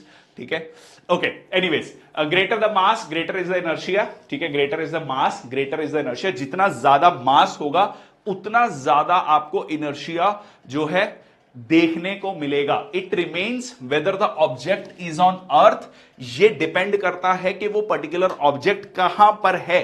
वो आपका धरती जो पर्टिकुलर ऑब्जेक्ट है, जैसे मैंने आपको कहा कि कोई भी पर्टिकुलर व्यक्ति है वो धरती पर है, मतलब अर्थ पर है, मून पर है, किसी पर्टिकुलर एक प्लैनेट पर है, तो उसके अकॉर्डिंगली जो है आपको वेट देखने को मिलेगा। ठीक है, so the mass of an object is constant, does not change place to place. Mass change नहीं होता है, that is to be taken care of. The simple thing is कि वो क्या है, मैटर को शो करता है। इसके अलावा वेट की अगर हम बात करें तो न्यूटन्स और पाउंड्स में हम इसको जनरली कैलकुलेट करते हैं, ठीक है जी। So that is force is equal to mass into acceleration. ये एक्सेलरेशन आपका क्या है, जी कहलाता है, ठीक है। So that is F is equal to m into G. So determined by gravity, not determined by gravity, ये आपका चेंजेस डिपेंडिंग अपॉन कहां पर है आप सोलर सिस्टम में, ये सेम रहेगा सोलर सिस्टम में, कहीं बदलेगा नहीं, ठीक है। Okay, is a force is not a force, it is measured in Newton's, it is measured in kilograms, ठीक है। ये आपका किलोग्राम में मेजर किया जाता है। Okay, so weight on object is 1/6, ठीक है। अगर हम वेट की बात करें, सो मून पे आपको 1/6 मिलता है, क्योंकि वहां पर जो आपका ग्रेविटी है वो आपकी कम आपको देखने को मिलती है, ठीक है। वो आपको ग्रेविटी कम देखने को मिलती है। नेक्स्ट आपका जो टॉपिक आता है, okay just ignore, just don't worry, ignore. Okay, next जो क्वेश्चन आता है आपका थ्रस्ट एंड प्रेशर का आता है, ठीक है। थ्रस्ट एंड प्रेशर का, सो ग्रेविटी है तो जो अपवर्ड फोर्स है, जो नॉर्मल फोर्स है, उसको हम क्या कहते हैं, थ्रस्ट कहते हैं, ठीक है, थ्रस्ट कहते हैं। और ये जो है, it is the force applied perpendicular to the surface of the object per unit area, ठीक है। पर यूनिट एरिया पर कितना जो है फोर्स पर्टिकुलर जो है लग रहा है, वो आपका कहलाता है thrust and pressure. So example अगर हम बात करें तो ये एक पर्टिकुलर एरोप्लेन है, इसका वेट है that is m into G, ठीक है। इसका एक पर्टिकुलर लिफ्ट है जो कि इसको लिफ्ट कर रहा है। अगर हम जो भी फ्रिक्शनल फोर्स लग रही है, ठीक है, जो फ्रिक्शनल फोर्स लग रही है, that is what we call the drag, ठीक है, that is what we call the drag. और जो इंजन पुश कर रहा है उसको हम बोलते हैं थ्रस्ट, ठीक है, उसको हम क्या बोलते हैं, थ्रस्ट बोलते हैं, ठीक है जी, इसको हम थ्रस्ट बोलते हैं। अब इसमें एक बहुत इंपॉर्टेंट पॉइंट आता है, pressure is equal to force per unit area, ठीक है, force per unit area. So simply अगर हम बात करें तो कितना जो है फोर्स लग रहा है पर्टिकुलर एरिया पर। अब यहां पर क्योंकि एरिया कम है, ठीक है, एरिया कम है, अब ये अगर ये कम होगा तो प्रेशर क्या होगा, ज्यादा होगा। एरिया कम है तो प्रेशर ज्यादा होगा, ऑब्वियसली, क्योंकि बोथ आर इनवर्सली प्रोपोर्शनल, ठीक है जी। और एरिया अगर ज्यादा है तो प्रेशर क्या होगा, कम होगा, ठीक है। तो बेसिक लॉजिक है आपका यहां पर। तो यहां पर अगर आप मान लीजिए इस पिन को प्रेस करते हैं, क्योंकि ये एरिया कम है, इट विल गो डाउन, ठीक है, it will go down. So that is the very important part. So pressure यहां पर अगर आप देखेंगे, एरिया ज्यादा है तो प्रेशर कम हो गया, यहां पर एरिया कम है तो प्रेशर ज्यादा हो गया, ठीक है, high pressure. Clear? Okay, so next आता है प्रेशर इन फ्लूइड्स, ठीक है। फ्लूइड्स में like again you put the force, ठीक है, यहां पर आप फोर्स अप्लाई कर रहे हैं, सो दैट इज द प्रेशर, ठीक है, that is the pressure. And okay, example इसमें एक बहुत अच्छा एग्जाम्पल है, दिस इज द एग्जाम्पल। इसमें क्या है, मान लीजिए पानी है, ठीक है, पानी है, तो पानी पे जो प्रेशर लाइक एग्जर्ट हो रहा है, पानी पर जो प्रेशर एग्जर्ट हो रहा है, अगर मैं यहां पर प्रेशर एग्जर्ट करने की बात करूं, ओके, इससे अगर मैं यहां पर प्रेशर एग्जर्ट करूं, तो क्योंकि यहां पर मान लीजिए ये 1 है, ये 2 है, ये 3 है, ठीक है, यहां पर अगर प्रेशर ज्यादा है, ठीक है, यहां पर अगर प्रेशर ज्यादा है तो यहां पर क्या होगा, प्रेशर ज्यादा है, so pressure, just guys ignore, don't worry, don't like, ठीक है, इग्नोर, जस्ट फोकस, ठीक है, फोर्स पर यूनिट एरिया, ठीक है। तो अगर मैं बात करूं यहां पर, तो प्रेशर की बात करूं, तो यहां पर आपको यह समझना है कि यहां पर आपका फोर्स ज्यादा है, ठीक है, फोर्स ज्यादा है, तो यहां पर जो फोर्स है वो ज्यादा है, तो ज्यादा दूर तक, ठीक है, ये आपका, so pressure is more, so pressure of water increases with depth. तो जैसे जैसे आप नीचे की तरफ जाएंगे प्रेशर आपका बढ़ता जाएगा, जब आपका प्रेशर बढ़ेगा, so it would be like area is equal to force per unit this,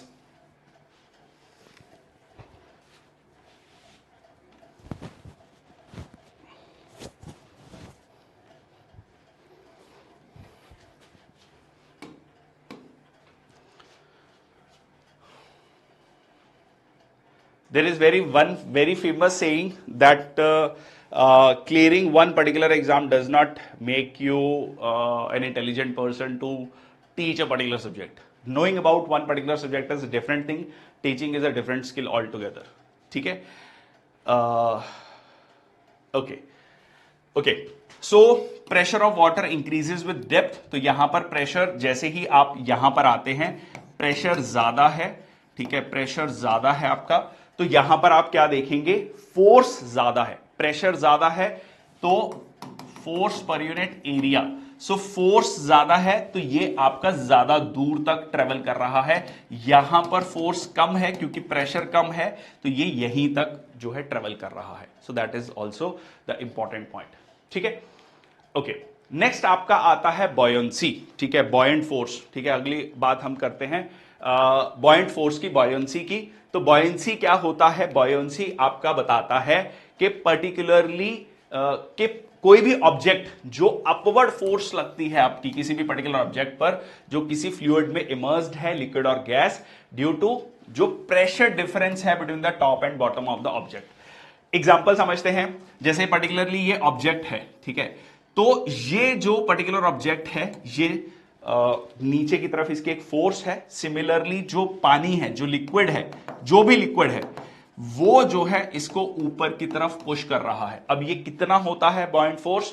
जितना पानी या कह लीजिए जो भी लिक्विड है वो डिस्प्लेस किया गया है.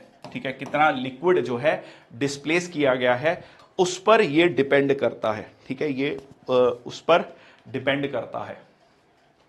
ठीक है, so mass of an object, so that is density of the object, density of the fluid. ठीक है, डेंसिटी ऑफ द फ्लूइड इस पे बहुत ज्यादा डिपेंड करता है.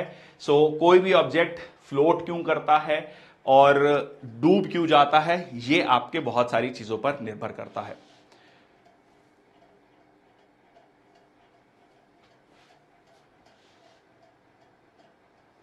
Okay, so gravity force, weight of the कॉक. ठीक है, वेट ऑफ द कॉक, so that is the buoyant force. Buoyant force is greater than the gravity force.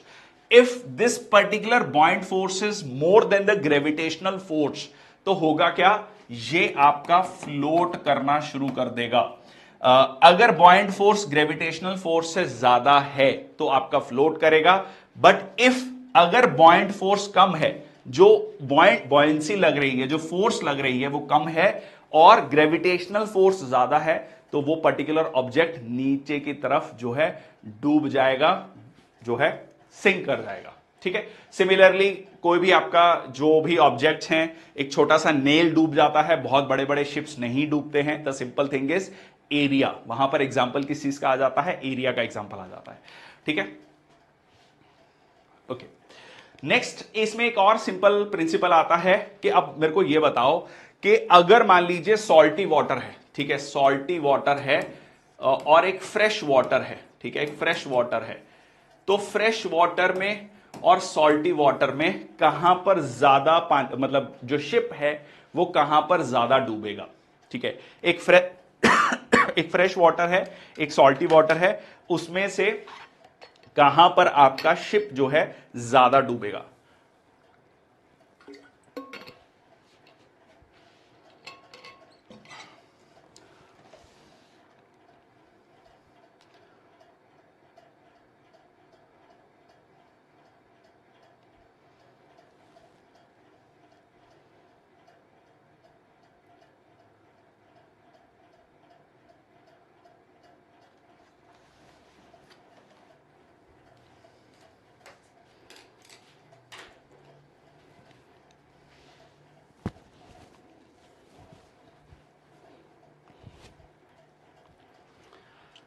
Yes,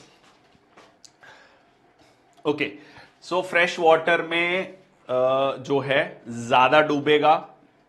exactly अब देखो, सिंपल आपको यह समझना है कि सॉल्टी वाटर में जो पानी की डेंसिटी है वो ज्यादा है.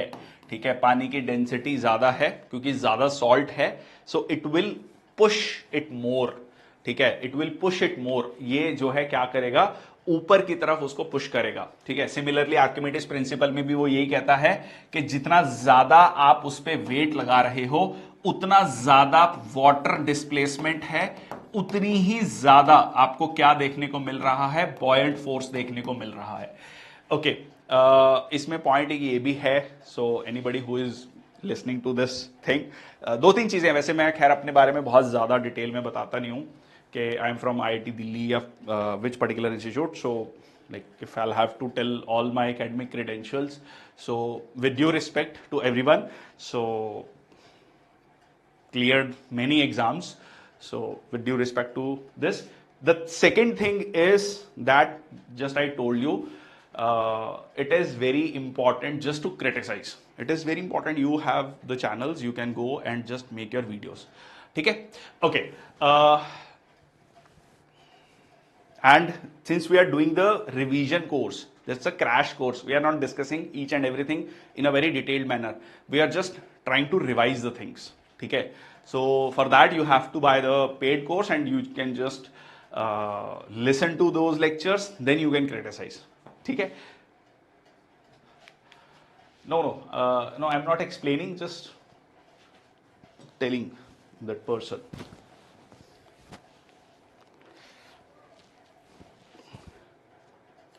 ओके, नेक्स्ट आपका the thing is true object, true weight of the object.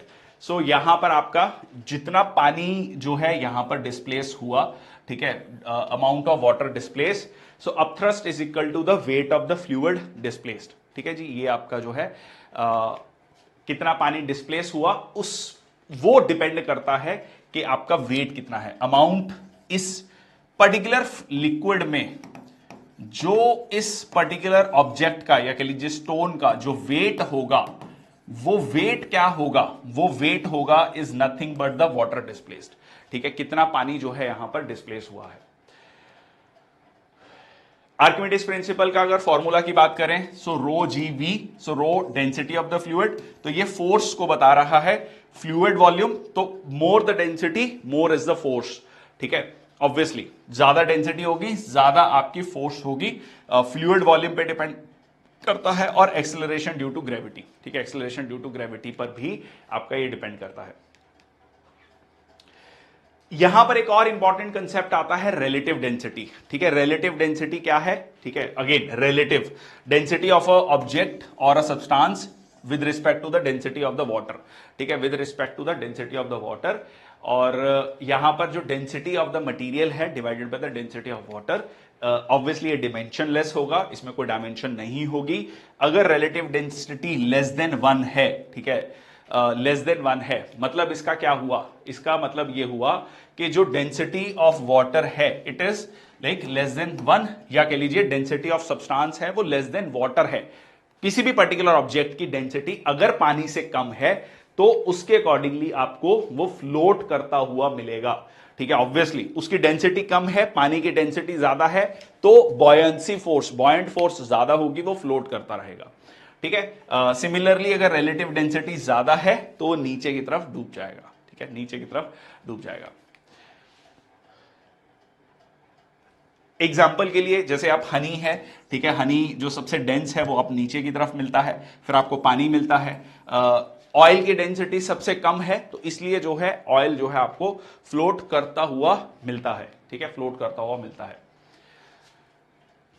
चलो अब हम चलते हैं क्वेश्चंस पर, ठीक है, क्वेश्चंस को देख लेते हैं। सो आई हैव टोल्ड यू कि 1 घंटे में हम पूरा का पूरा ये 3 चैप्टर्स को एक बार जस्ट ब्रश अप कर लेंगे। सो आई एम होपिंग कि आपको थोड़ा आइडिया हो गया है जो चीजें आपने पढ़ी हैं। So like we have brush up all the things, now just quickly recap, do the questions.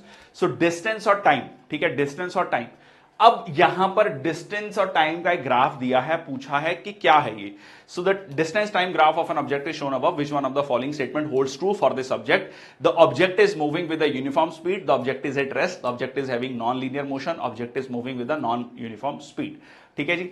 और यहां पर अगर हम बात करें तो ये पर्टिकुलर डिस्टेंस है से 5 मीटर्स, ठीक है, 5 मीटर्स, तो ये यहां पर 5 मीटर्स कांस्टेंट है, ठीक है।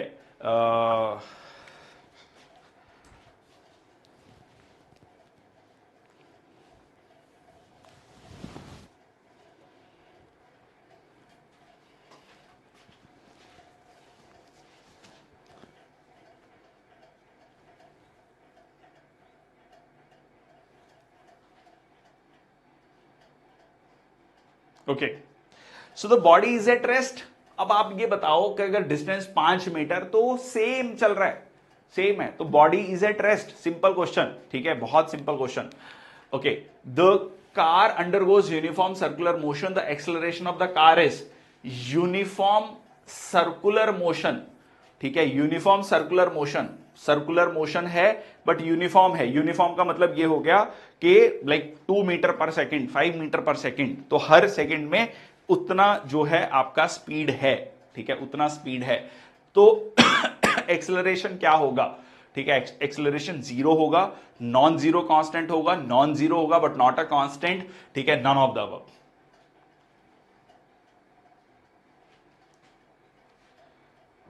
यस, अब क्योंकि एक्सेलरेशन क्या होता है, v minus U divided by T, initial speed, speed मैं वेलोसिटी नहीं कह रहा हूं, ठीक है, वेलोसिटी नहीं कह रहा हूं, इनिशियल स्पीड, ठीक है, इनिशियल स्पीड और आपका जो है फाइनल स्पीड जो है, इनिशियल स्पीड और फाइनल स्पीड सेम है, तो ये जीरो होगा, ठीक है, जीरो होगा।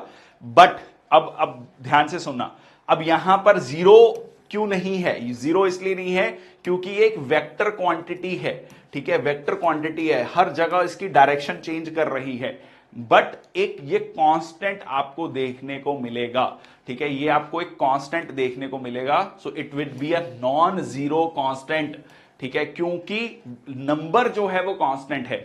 इट इज लाइक के मान लीजिए मैं uniform speed 5 metre per second की बात कर रहा हूं, इसमें दो कंपोनेंट है, एक 5 मीटर पर सेकंड है और दूसरा क्या है, दूसरा आपका इसमें एक डायरेक्शन है, ठीक है, वेलोसिटी में। तो डायरेक्शन कॉन्स्टेंटली चेंज कर रही है, इसलिए ये नॉन जीरो है।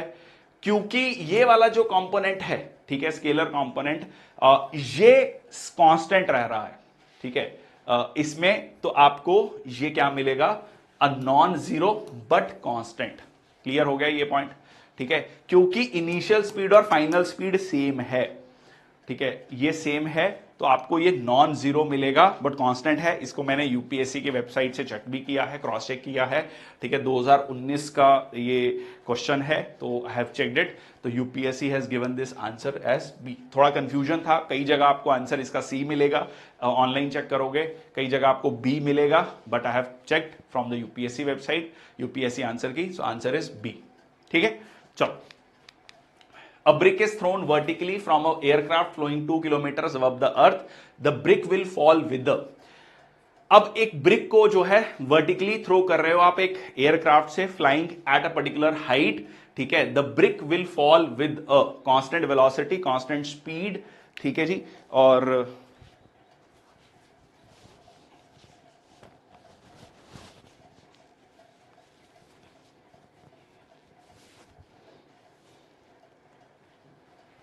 constant speed, constant velocity, constant acceleration, constant speed for some time, then with a constant acceleration it nears the earth, ठीक है, constant acceleration क्योंकि g है सिंपली, ठीक है, कोई भी है, so that is acceleration due to gravity, ठीक है, 9.8 मीटर पर सेकेंड स्क्वायर, तो constant acceleration है, तो आंसर वुड बी C, ठीक है जी।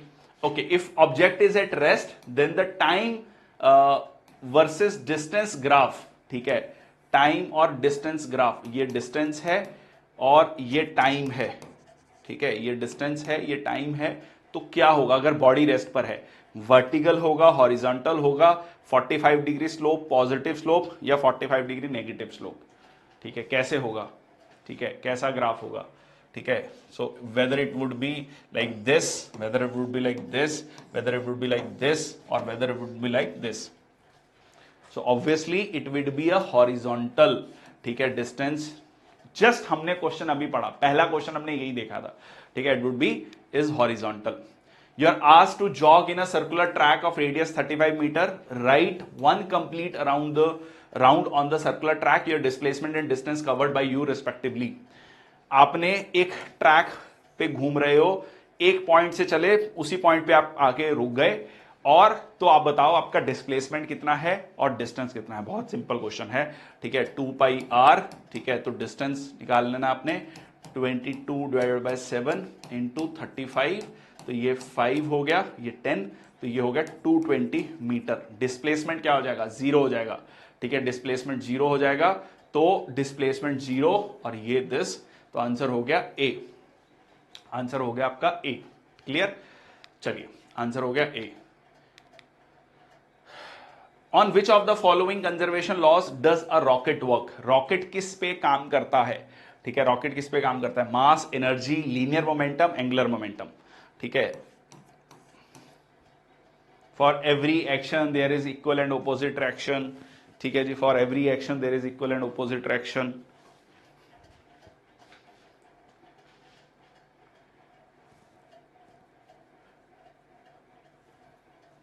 ठीक है, so that is the linear momentum. ठीक है, that is the linear momentum.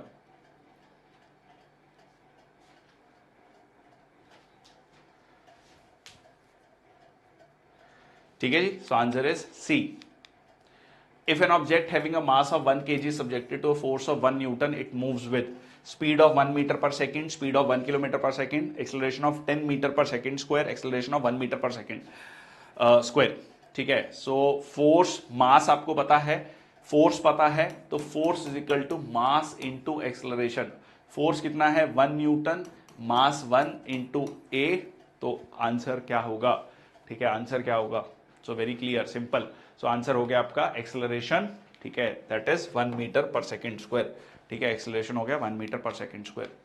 A passenger in a moving train tosses a 5 rupee coin. If the coin falls behind him, the train must move with the. आपने coin को उछाला, coin जब तक नीचे आया वो आपके पीछे गिरा।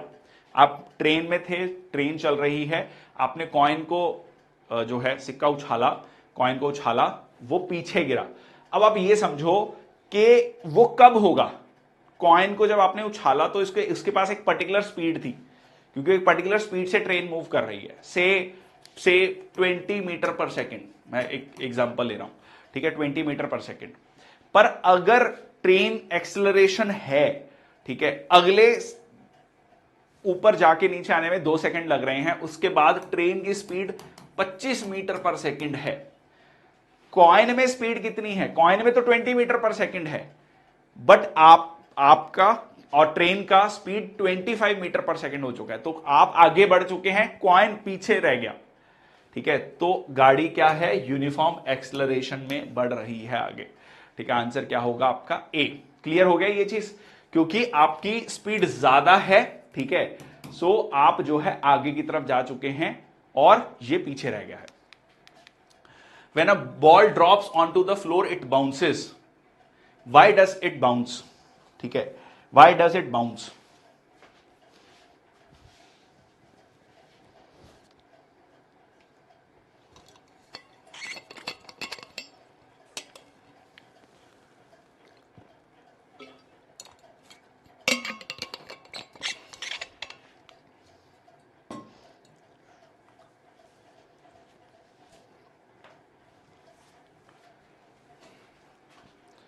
Yes. अब Newton's third law implies for every action there is a reaction. The floor exerts a force on the ball during the impact. देखो, ए और बी ऑप्शन में से, सी और डी का तो खैर ऑप्शन ही नहीं है। अब ए और बी में से बेटर ऑप्शन कौन सी है? Better option is B. Now I will tell you why. Simple reason is, अब आप ये सोचो, अब आप ये सोच रहे हो कि हर बार जो बॉल जाएगी वो वापस आएगी। मान लो आपके पास एक बहुत भारी भरकम बॉल है, से 100 kg की बॉल है। Hypothetically you are just thinking of tennis ball और एनी सिंपल बॉल। से 100 kg बॉल है, जब आप उसको ड्रॉप करोगे, ठीक है, नीचे की तरफ, जो नीचे की तरफ जाएगी बॉल, तो क्या वो बाउंस करेगी? नहीं करेगी, वो वहीं बैठ जाएगी। क्या उस पर फोर्स लगा? बिल्कुल लगा। तो third law implies for every action drop there is reaction, bounce. ठीक है, हर ड्रॉप के लिए बाउंस होगा जरूरी नहीं है। ठीक है, जरूरी नहीं है। The floor exerts force on the ball during the impact. हाँ, फ्लोर ने उस पर फोर्स एक्सर्ट किया, इसकी वजह से वो ऊपर की तरफ आया। ठीक है, सो द बेटर है, मोटा मोटा ओवरलैपिंग है, but better option is this. I hope you got the point. पहले पॉइंट में मैंने आपको बताया कि एक बहुत भारी भरकम बॉल है, वो ऊपर बाउंस नहीं करेगी। इट इज नॉट ऑलवेज कि हर ड्रॉप पर आपको एक बाउंस मिलेगा ही मिलेगा। ठीक है, क्लियर? चले आगे।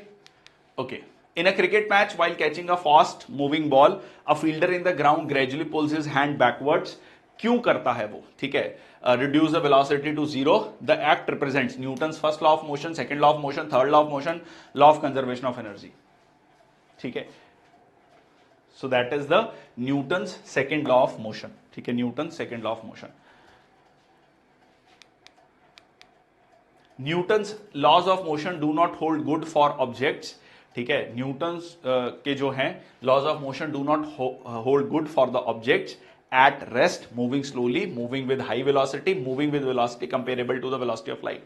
तो न्यूटन्स के जो लॉज ऑफ मोशन हैं वो सही एप्लीकेबल नहीं है for moving with objects comparable to the velocity of light. ठीक है, वेलोसिटी ऑफ लाइट, बिल्कुल ठीक. So answer is D. Okay, next question. ठीक है, seems to be a big question but very easy question. So a person thrown an object on a horizontal frictionless plane.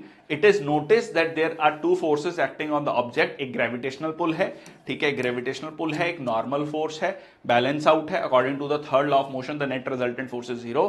Which one of the following can be said for the motion of the object? ठीक है, एक particular object है on a horizontal frictionless plane surface. Horizontal frictionless plane surface.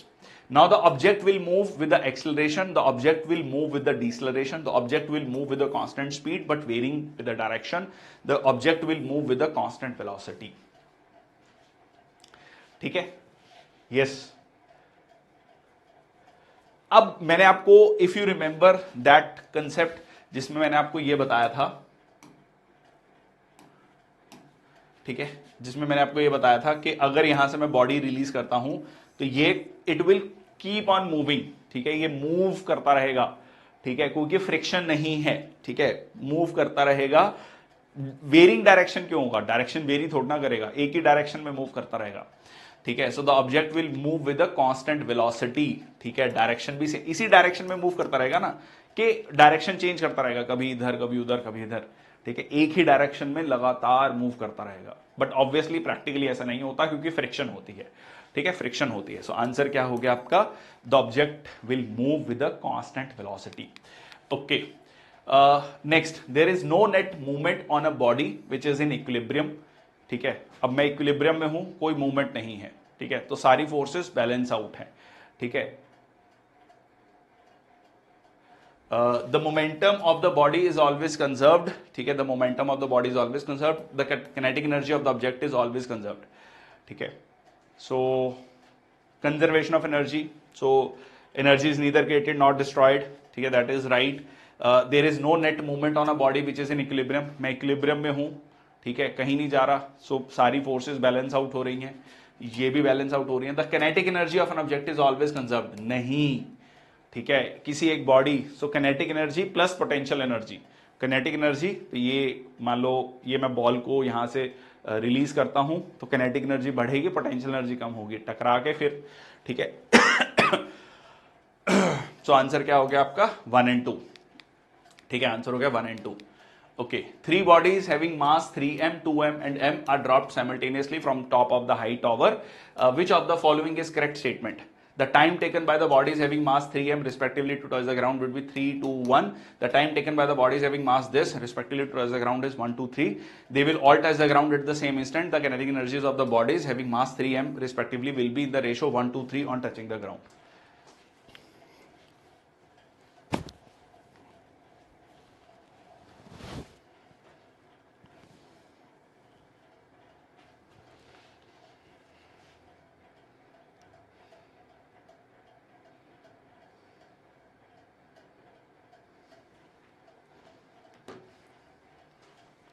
हाँ जी, सो इसमें देखो important क्या है, मास पे डिपेंड ही नहीं करता जी, मास पे डिपेंड ही नहीं करता. दे विल टच द, क्योंकि एक्सेलरेशन सेम है.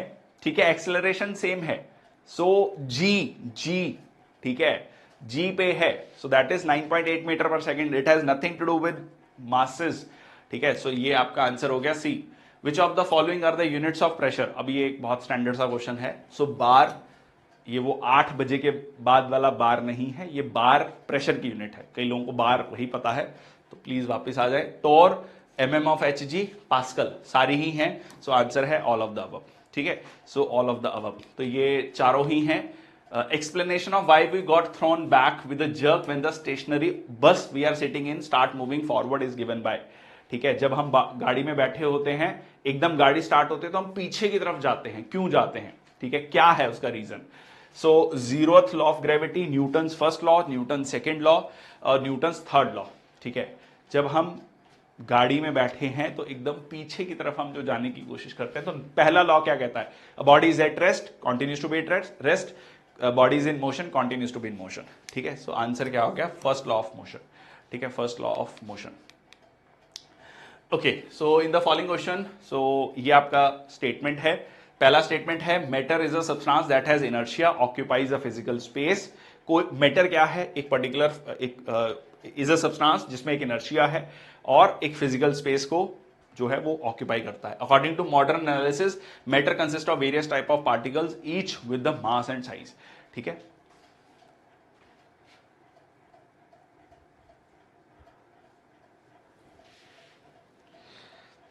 ठीक है, पेपर 2 के बारे में करेंगे discuss Nitesh after CDS examination. ठीक है, after CDS examination. So according to modern analysis matter consist of various type of particles each with the mass and size. तो इसमें जो है आपका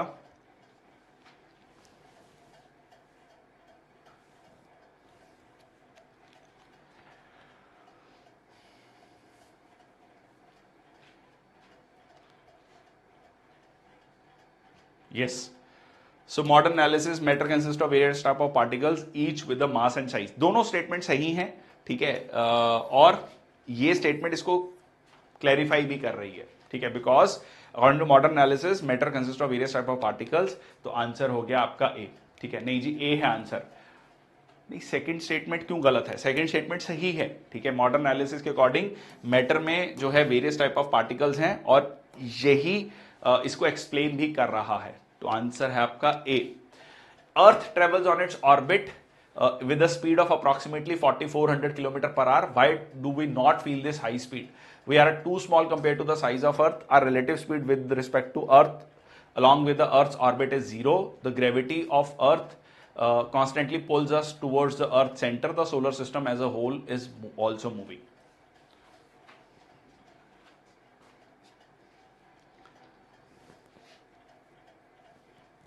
Yes. So the gravity of the earth constantly pulls towards the earth centre. ठीक है जी, so नहीं जी, so our relative speed with respect to the earth along with the orbit is zero. हमारी रिलेटिव स्पीड जीरो है। ठीक है, हमारी रिलेटिव स्पीड क्या है? जीरो है। So answer is B. During free fall of object its potential energy increases with kinetic energy decreases. ठीक है, जब भी हम फ्री फॉल होता है, ठीक है, फ्री फॉल होता है, मान लो एक सर्टन हाइट से यहां से बॉडी जब नीचे की तरफ आती है तो क्या होता है? ठीक है, क्या होता है? यहां पर जो है काइनेटिक एनर्जी आपकी बढ़ती है।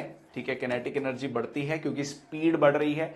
एक्सलरेशन है g is equal to 9.8 metre per second square. Speed बढ़ रही है तो काइनेटिक एनर्जी बढ़ेगी।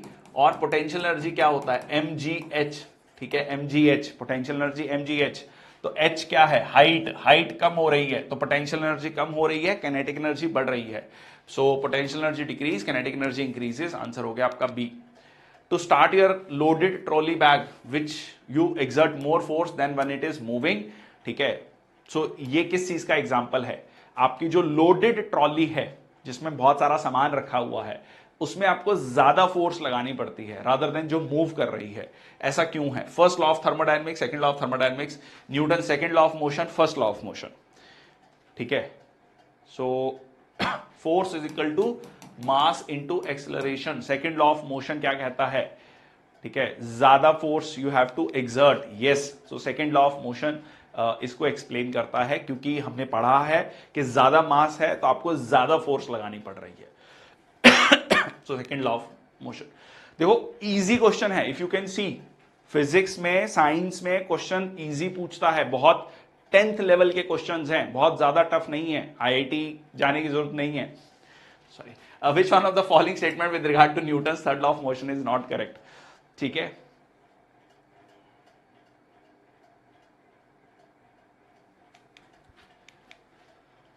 अच्छा सॉरी, मैंने सेकेंड लॉ ऑफ,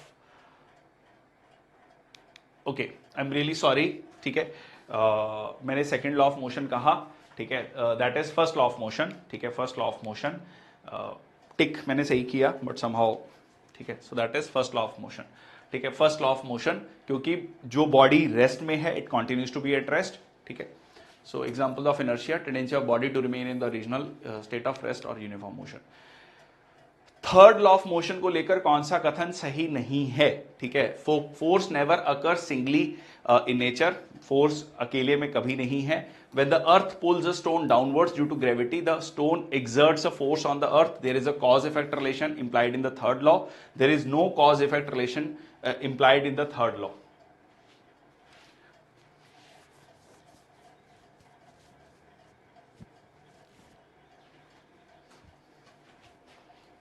हाँ जी, कौन सा कथन थर्ड लॉ को लेकर सही नहीं है? अब ये बताओ कि, अच्छा मैं इसको एग्जांपल से समझाता हूं। ये हमने कहा ना इक्वल एंड ऑपोजिट डायरेक्शन, तो मैंने ये हिट किया। अब ये बताओ कि एक्शन और रिएक्शन, अब इसमें एक्शन कौन सा है, रिएक्शन कौन सा है? मान लो मैंने ये कहा कि ये इस पे दोनों हिट कर रहे हैं, तो ये मेरा नजरिया हो सकता है कि मैं ये कहूं कि इसने इसको मारा, एक्शन है, और इसका रिएक्शन आया, ठीक है, या फिर मैं इसको एक्शन मान लू, इसका रिएक्शन मान लू, ठीक है। I hope you are getting this point. तो जो कॉज एंड इफेक्ट रिलेशनशिप है, ठीक है, कॉज एंड इफेक्ट रिलेशनशिप है, वो नहीं है, ठीक है। So which of the following statement is not correct? यहां पर आपको जो है, to every action there is always equal and opposite, ये कॉज एंड इफेक्ट, यहां पर आपको एक कॉज एंड इफेक्ट रिलेशनशिप मिलता है, ऐसा नहीं है, ठीक है। इसमें जो आपको एक कॉज एंड इफेक्ट रिलेशनशिप मिलता है, ऐसा नहीं है, ठीक है, कॉज एंड रिलेशनशिप नहीं है। सो डी स्टेटमेंट सही है, there is no cause and effect relationship. ऐसा नहीं है कि इसने इसको मारा तो हुआ, वो डिपेंड करता है वेयर यू सी, ठीक है, किसको आप एक्शन मान रहे हैं, किसको रिएक्शन मान रहे हैं। I hope you are getting this part. जैसे मैंने आपको बोला कि अगर मैं इस दोनों को हिट करूंगा, ठीक है, तो इसमें कॉज एंड इफेक्ट रिलेशनशिप नहीं है। फिर से करेक्ट और इनकरेक्ट, हाँ ठीक है, इनकरेक्ट नॉट करेक्ट पूछा था, ठीक है, तो ये आपको ध्यान में रखना है। अ बस travels at a speed of 50 kilometre per hour from its origin destination 300 kilometre, फिर वो 60 किलोमीटर पर आवर की स्पीड पे चलता है, तो एवरेज स्पीड क्या होता है? तो इसका एवरेज स्पीड का टोटल डिस्टेंस, ठीक है, डिवाइडेड बाय टोटल टाइम, तो यहां पर टोटल डिस्टेंस हो गया 300 प्लस 300, ठीक है, और टाइम कितना हो गया? 300 divided by 50, so 300 divided by 50 plus 300 divided by 60, तो ये हो गया 600 डिवाइडेड बाय 6 प्लस 5, तो 600 डिवाइडेड बाय 11, ठीक है, तो 550 प्लस 50, ठीक है, डिवाइडेड बाय 11, तो ये हो गया 50 प्लस ये हो गया 44, 4 प्लस 60 डिवाइडेड बाय दिस, ठीक है, तो 54.55, ठीक है, तो ये आपका आंसर आ गया। Clear?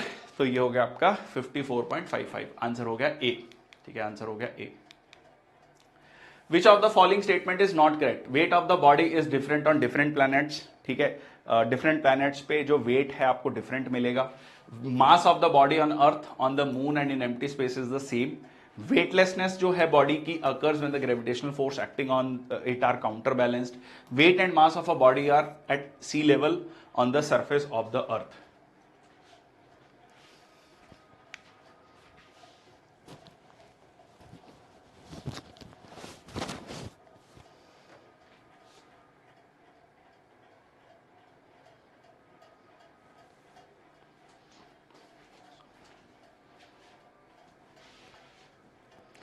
Wait of the body is different on different planets, ठीक है, ये सही है। Mass of the body on earth on the moon is empty space is same, ये सही है। Weightlessness of the body occurs when gravitational force acting on are counter balanced. Weight and mass of the body are equal, नहीं, ये गलत है। Wait and mass same नहीं है, ठीक है, वेट एंड मास सेम नहीं है, क्योंकि like weight is what, m into G, ठीक है, जी का फैक्टर बी है। अगर आपका मास 50 kg है तो वेट जो है 50 इंटू 9.8 होगा, ठीक है। तो सीधा सीधा कहें तो 490 न्यूटन्स के लगभग आपका वो होगा, ठीक है। So answer is D. A body has a mass of 6 kg on the earth. What would when measured on the moon its mass would be? ठीक है, अगर एक बॉडी का मास जो है 6 kg है, कहां पर, धरती पर, तो उसका मास मून पर कितना होगा। मास पूछा है, ध्यान रखना, मास पूछा है, वेट नहीं पूछा है, वेट नहीं पूछा है। सेम मास होगा, डी, ठीक है, डी सेम मास होगा। तो ये सिंपल क्वेश्चन है, पेपर में ध्यान रखना, answer is D. Okay, a person thrown an object on a horizontal frictionless plane surface, it is noticed कि दो forces हैं acting on the object, gravitational pull, normal reaction according to the third law of motion, जो है the net resultant, ये हमने discuss कर लिया ये क्वेश्चन, सॉरी दोबारा रिपीट हो गया था। So if a ship moves from fresh water into sea water it will, अगर शिप जो है फ्रेश वाटर से सी वाटर की तरफ मूव करता है तो क्या होगा। It will sink completely, it will sink a little bit, it will rise a little higher, remains unaffected, ठीक है। अगर एक शिप जो है फ्रेश वाटर से सी वाटर या कहें तो सॉल्टी वाटर की तरफ जाएगा तो क्या होगा। सॉल्टी वाटर में क्या है, डेंसिटी ज्यादा है, ठीक है, density, what is density, mass per unit volume, mass per unit volume ज्यादा है तो वो क्या करेगा, ऊपर बॉयंसी फोर्स ज्यादा होगी, it will rise a little higher, ठीक है, it will rise a little higher, थोड़ा ऊपर की तरफ आएगा। Apparent weight of steel sphere immersed in various liquids, जो स्टील स्फीयर है अलग अलग लिक्विड्स में उसको डिप किया गया, ठीक है, डुबोया गया। The greatest reading is obtained, किसमें सबसे ज्यादा रीडिंग मिलेगी वेट की, ठीक है, किसमें सबसे ज्यादा जो है रीडिंग मिलेगी। Having the smallest density, largest density, in which the sphere was submerged deepest, having the greatest volume. Simple question है, ठीक है, सिंपल क्वेश्चन है कि वेट सबसे ज्यादा किसमें होगा। तो वो वेट क्या है, वेट इज ग्रेटेस्ट रीडिंग, है ना, ग्रेटेस्ट रीडिंग वेट की बात कर रहा है तो m इंटू जी, ठीक है। अब किसी भी बॉडी पर एक बॉयंसी फोर्स है, एक नीचे की तरफ फोर्स है, ठीक है।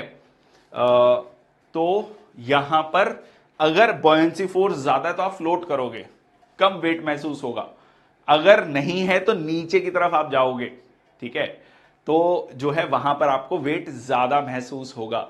तो it will B small density, having a small density, क्योंकि डेंसिटी कम है, जो बॉयंसी फोर्स है कम है, वेट ज्यादा लगेगा, नीचे की तरफ जो है आपका वेट ज्यादा लगेगा। ऐसे समझ लो कि पानी में आप फ्लोट कर जाते हो, हवा में फ्लोट नहीं करते हो, ठीक है।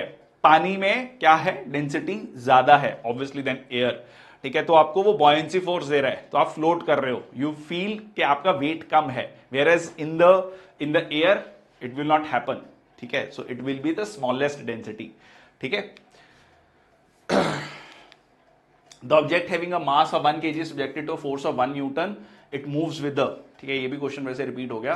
Force is equal to mass into acceleration, तो एक्सेलरेशन हो गया 1 metre per second square. The pressure exerted on the ground by the man is greatest, pressure जो है एक्सर्ट जो होगा किसी भी व्यक्ति के द्वारा वो ग्राउंड पर सबसे ज्यादा कब होगा, when the person lies in the ground, जब वो लेट गया, ठीक है, stands on the toes of 1 foot, ठीक है, एक बिल्कुल टो पर खड़ा है, ठीक है, एक अंगूठे पे खड़ा है, पैर के अंगूठे पे खड़ा है। The stands with both the flat, ठीक है, दोनों पैर फ्लैट हैं, और यील्ड, तो pressure is force per unit area, जब एरिया कम होगा तो प्रेशर ज्यादा होगा। एरिया कम किस में ज्यादा होगा, जब आप टो पे खड़े हैं, अपने टो पे खड़े हैं तो बिल्कुल मिनिमम एरिया पे खड़े हैं। So it will be answer B, ठीक है, it will be answer B. A brick is thrown, ठीक है, a brick is thrown from vertically from an aircraft 2 kilometre above, ठीक है, अगेन कांस्टेंट एक्सेलरेशन, ये 2-3 क्वेश्चन बीच में रिपीट हो गए। Okay, 2 persons holding a rope of negligible mass horizontally, ठीक है, 2 लोग हैं, दोनों ने इस रस्सी को पकड़ा हुआ है, ठीक है, और 20 kg मास अटैच कर दिया मिड पॉइंट पे, ठीक है, यहां पर एक मिड पॉइंट पे 20 kg का मास जो है अटैच किया गया। As a result the rope deviates from the horizontal direction, obviously rope जो है कुछ इस तरीके से डेविएट हो जाएगी, नीचे की तरफ चली जाएगी। The tension required to company straighten the rope, मतलब कितनी जो है टेंशन रिक्वायर है कि ये जो है स्ट्रेट हो जाए। अब यहां पर आप थोड़ा सा टेक्निकल है, इसको मैं दोबारा समझने की कोशिश करते हैं। मान लीजिए यहां पर है, ठीक है, सो आई ड्रॉ दिस,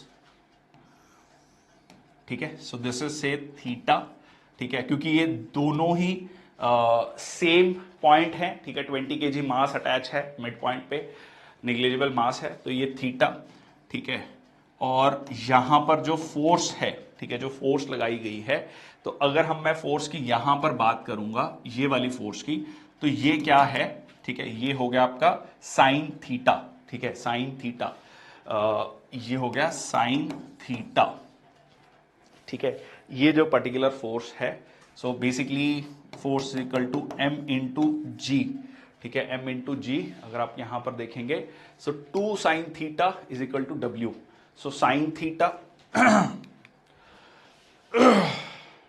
ठीक है, तो ये अगर मान लीजिए यहां पर जो फोर्स लग रही है ये T है, तो इसका जो फोर्स ये हो गया, तो दिस इसका ये theta, this is T sine theta. Similarly इसका ये वाला फोर्स है T, ये भी T साइन थीटा, दोनों कितना हो गया 2T sine theta is equal to W, ठीक है, वेट मान लो, ठीक है, सो ये कितना आ गया sine theta is equal to W divided by 2T। अब ठीक है, या T कहें तो, ठीक है, T is equal to W by 2 sine theta, क्योंकि ये टेंशन पूछ रहा है कि टेंशन कितनी होनी चाहिए, ठीक है, tension required to straighten the rope. अब ये कब होगा, स्ट्रेट कब होगा, जब थीटा जीरो होगा, थीटा जीरो होगा, थीटा जीरो मतलब sine theta is equal to zero, ठीक है, और ये T क्या हो गया, इंफिनिटी हो जाएगा, ठीक है, T is equal to infinity, ये पॉसिबल नहीं है क्योंकि W डिवाइडेड बाय जीरो, तो ये इंफिनिटी, सो आंसर क्या हो जाएगा, इनफाइनाइटली लार्ज, ठीक है। अगर आपको स्ट्रेटन करना है, प्रैक्टिकली पॉसिबल नहीं होगा, प्रैक्टिकली पॉसिबल नहीं होगा, क्योंकि स्ट्रेटन करने के लिए थीटा जीरो करना पड़ेगा, थीटा जीरो करने के लिए आपको टेंशन जो है बहुत इनफाइनाइटली लार्ज टेंशन लगानी पड़ेगी। ऐसा नहीं होगा कि बिल्कुल स्ट्रेट रहे, कहीं ना कहीं आपको वो थोड़ा सा नीचे की तरफ आता हुआ मिलेगा। आई होप ये थोड़ा सा टेक्निकल था, ये आपको समझ आया है। यहां पर इस डायग्राम में देख लो, ठीक है, ये 2T साइन थीटा, सो ये बेसिकली T साइन थीटा आ गया, ये भी T साइन थीटा आ गया, ठीक है, ये 2T साइन थीटा हो गया, W नीचे की तरफ, सो T आ गया is equal to W divided by 2 sine theta, ठीक है, साइन थीटा ये जब जीरो होगा तब हम कहेंगे स्ट्रेट होगा, ठीक है, स्ट्रेट होगा, ठीक है, स्ट्रेट होगा, थीटा जीरो होगा तब ये जीरो होगा, दैट इज नॉट पॉसिबल, ठीक है। Bar is a unit of pressure, simple है, ठीक है, bar is a unit of pressure, let's not waste the time. By which one of the following conservation law does a rocket work, rocket किस पे काम करता है, ये question भी दोबारा हो गया, mass, energy, linear momentum, angular momentum, so answer क्या हो गया आपका, लीनियर मोमेंटम, ठीक है। सो ग्रेविटेशनल ये हमने डिस्कस कर लिया है, okay. A long chain having 100 identical steel links, ठीक है, आइडेंटिकल स्टील लिंक्स हैं इस तरीके से, ठीक है, इसको दोनों एंड से पुल किया जा रहा है, ठीक है, दोनों एंड से पुल किया जा रहा है, और फोर्स 300 न्यूटन है, chain is elongated by adding 50 links, पहले 100 लिंक्स थे, अब 50 लिंक्स और ऐड कर दिए, तो बताओ कौन सा स्टेटमेंट सही है। The force induced in each link will be equal to 20 newtons, 30 newtons, ठीक है, force induced in each link will be 3000 newtons, और जो है the force induced in each link can not be determined unless it dimensions are given.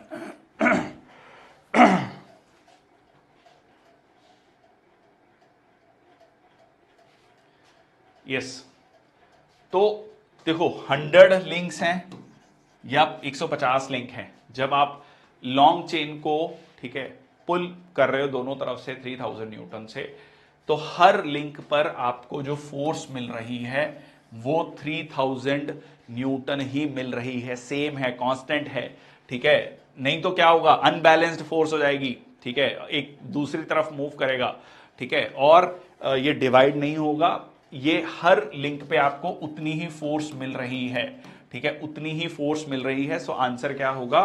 3000 newton. So force induced in each link, ठीक है, as the link is pulled from both ends the tension in each link is 3000, same on the entire chain. Again, similar question. A steel chain consists of 50 links connected to each other. The chain is pulled by applying force F at each of its end. What is the magnitude of the force induced in each link? ठीक है, 50 link हैं, ठीक है, दोनों पर force लगाई जा रही है F, तो हर लिंक पर कितनी फोर्स होगी? तो सेम क्वेश्चन है, बिल्कुल सेम क्वेश्चन, डिफरेंट लैंग्वेज। तो आंसर क्या होगा? सेम आपका F फोर्स होगी इसमें, ठीक है, सेम फोर्स F होगी। Force across each link is same as the F force. Acceleration due to gravity on the surface of Earth is maximum and it increases as we go up, as we go down, as we go up or down, neither increases nor decreases as we go up and down. ठीक है, जो acceleration है वो आपकी कम होती है, बढ़ती है, आप डेप्थ में जाते हो, या सेम रहती है, कांस्टेंट रहती है, ये आपको बताना है, ठीक है। एक इसका थोड़ा टेक्निकल पार्ट है जो आपको पता होना चाहिए। It decreases as we go up and down, ठीक है, ये डिक्रीज होती है, ठीक है। इसमें एक पूरा का पूरा फॉर्मूला है, जैसे ये देखो, G is equal to G m1 m2 divided by R square. तो m हमने यहां पर क्या ले लिया, देखो ये mg is equal to G m divided by R square. तो ये स्मॉल m कट गया, तो G इज इक्वल टू ये आ गया m क्या है? मास क्या है? डेंसिटी इनटू वॉल्यूम, ठीक है ना। हम कहते हैं ना mass is equal to density is equal to mass per unit volume. तो मास क्या हो गया? डेंसिटी इनटू वॉल्यूम, ठीक है, डेंसिटी इनटू वॉल्यूम। तो डेंसिटी क्या हो गया? रो। वॉल्यूम क्या हो गया? 4/3 पाई आर क्यूब, ठीक है। फिर आपने ये कैलकुलेट कर लिया, तो जी ये आ गया। अब आप जो है एक पर्टिकुलर डेप्थ में चले जाओ, तो वहां पर मास m डैश होगा, r डैश होगा। तो यहां पर जो कह लीजिए डिस्टेंस है दोनों के बीच में, r माइनस एक्स हो गया। तो कैलकुलेशन है थोड़ी सी, आप इसको देखेंगे, 4/3 पाई r माइनस एक्स। तो इसको जब आपने कैलकुलेट किया g डैश को, g डैश मतलब इस पर्टिकुलर पॉइंट a पे, ठीक है, तो ये आ गया g डिवाइडेड बाय g। तो यहां पर आप देखेंगे ये g 1 minus x divided by r आ गया।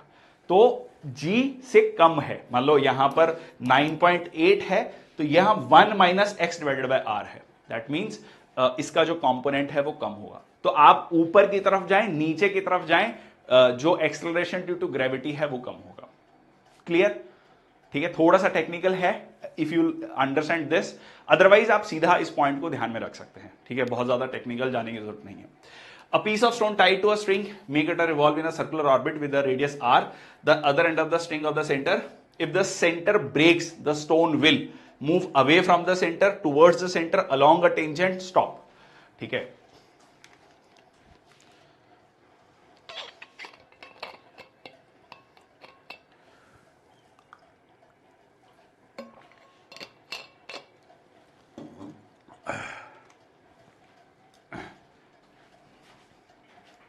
हाँ जी। अब आप एक स्टोन है, ठीक है, एक रस्सी है, इसे घुमा रहे हो, ठीक है, वो टूट के दूर चला गया, ठीक है। So other end of the string, if the string breaks, तो क्या होगा? अब देखो, मैंने आपको बताया था यहां पर जो स्टोन है, दो तरीके की फोर्स है, एक towards the centre centripetal force है, एक टेंजेंट फोर्स है, ठीक है, टेंजेंशियल फोर्स है। तो अब अगर ये टूट गया, ठीक है, ये जो रस्सी थी ये टूट गई, तो ये वाली फोर्स तो गई, अब क्या होगा? हाँ जी, क्लियर है? और नेट फोर्स ये आ रही थी, बट ये वाली फोर्स अब चली गई, तो अब क्या होगा? यस, ठीक है, it will move along the tangent, ठीक है, it will move along the tangent, ठीक है, ये टेंजेंट पर जो है मूव कर जाएगा आगे, ठीक है।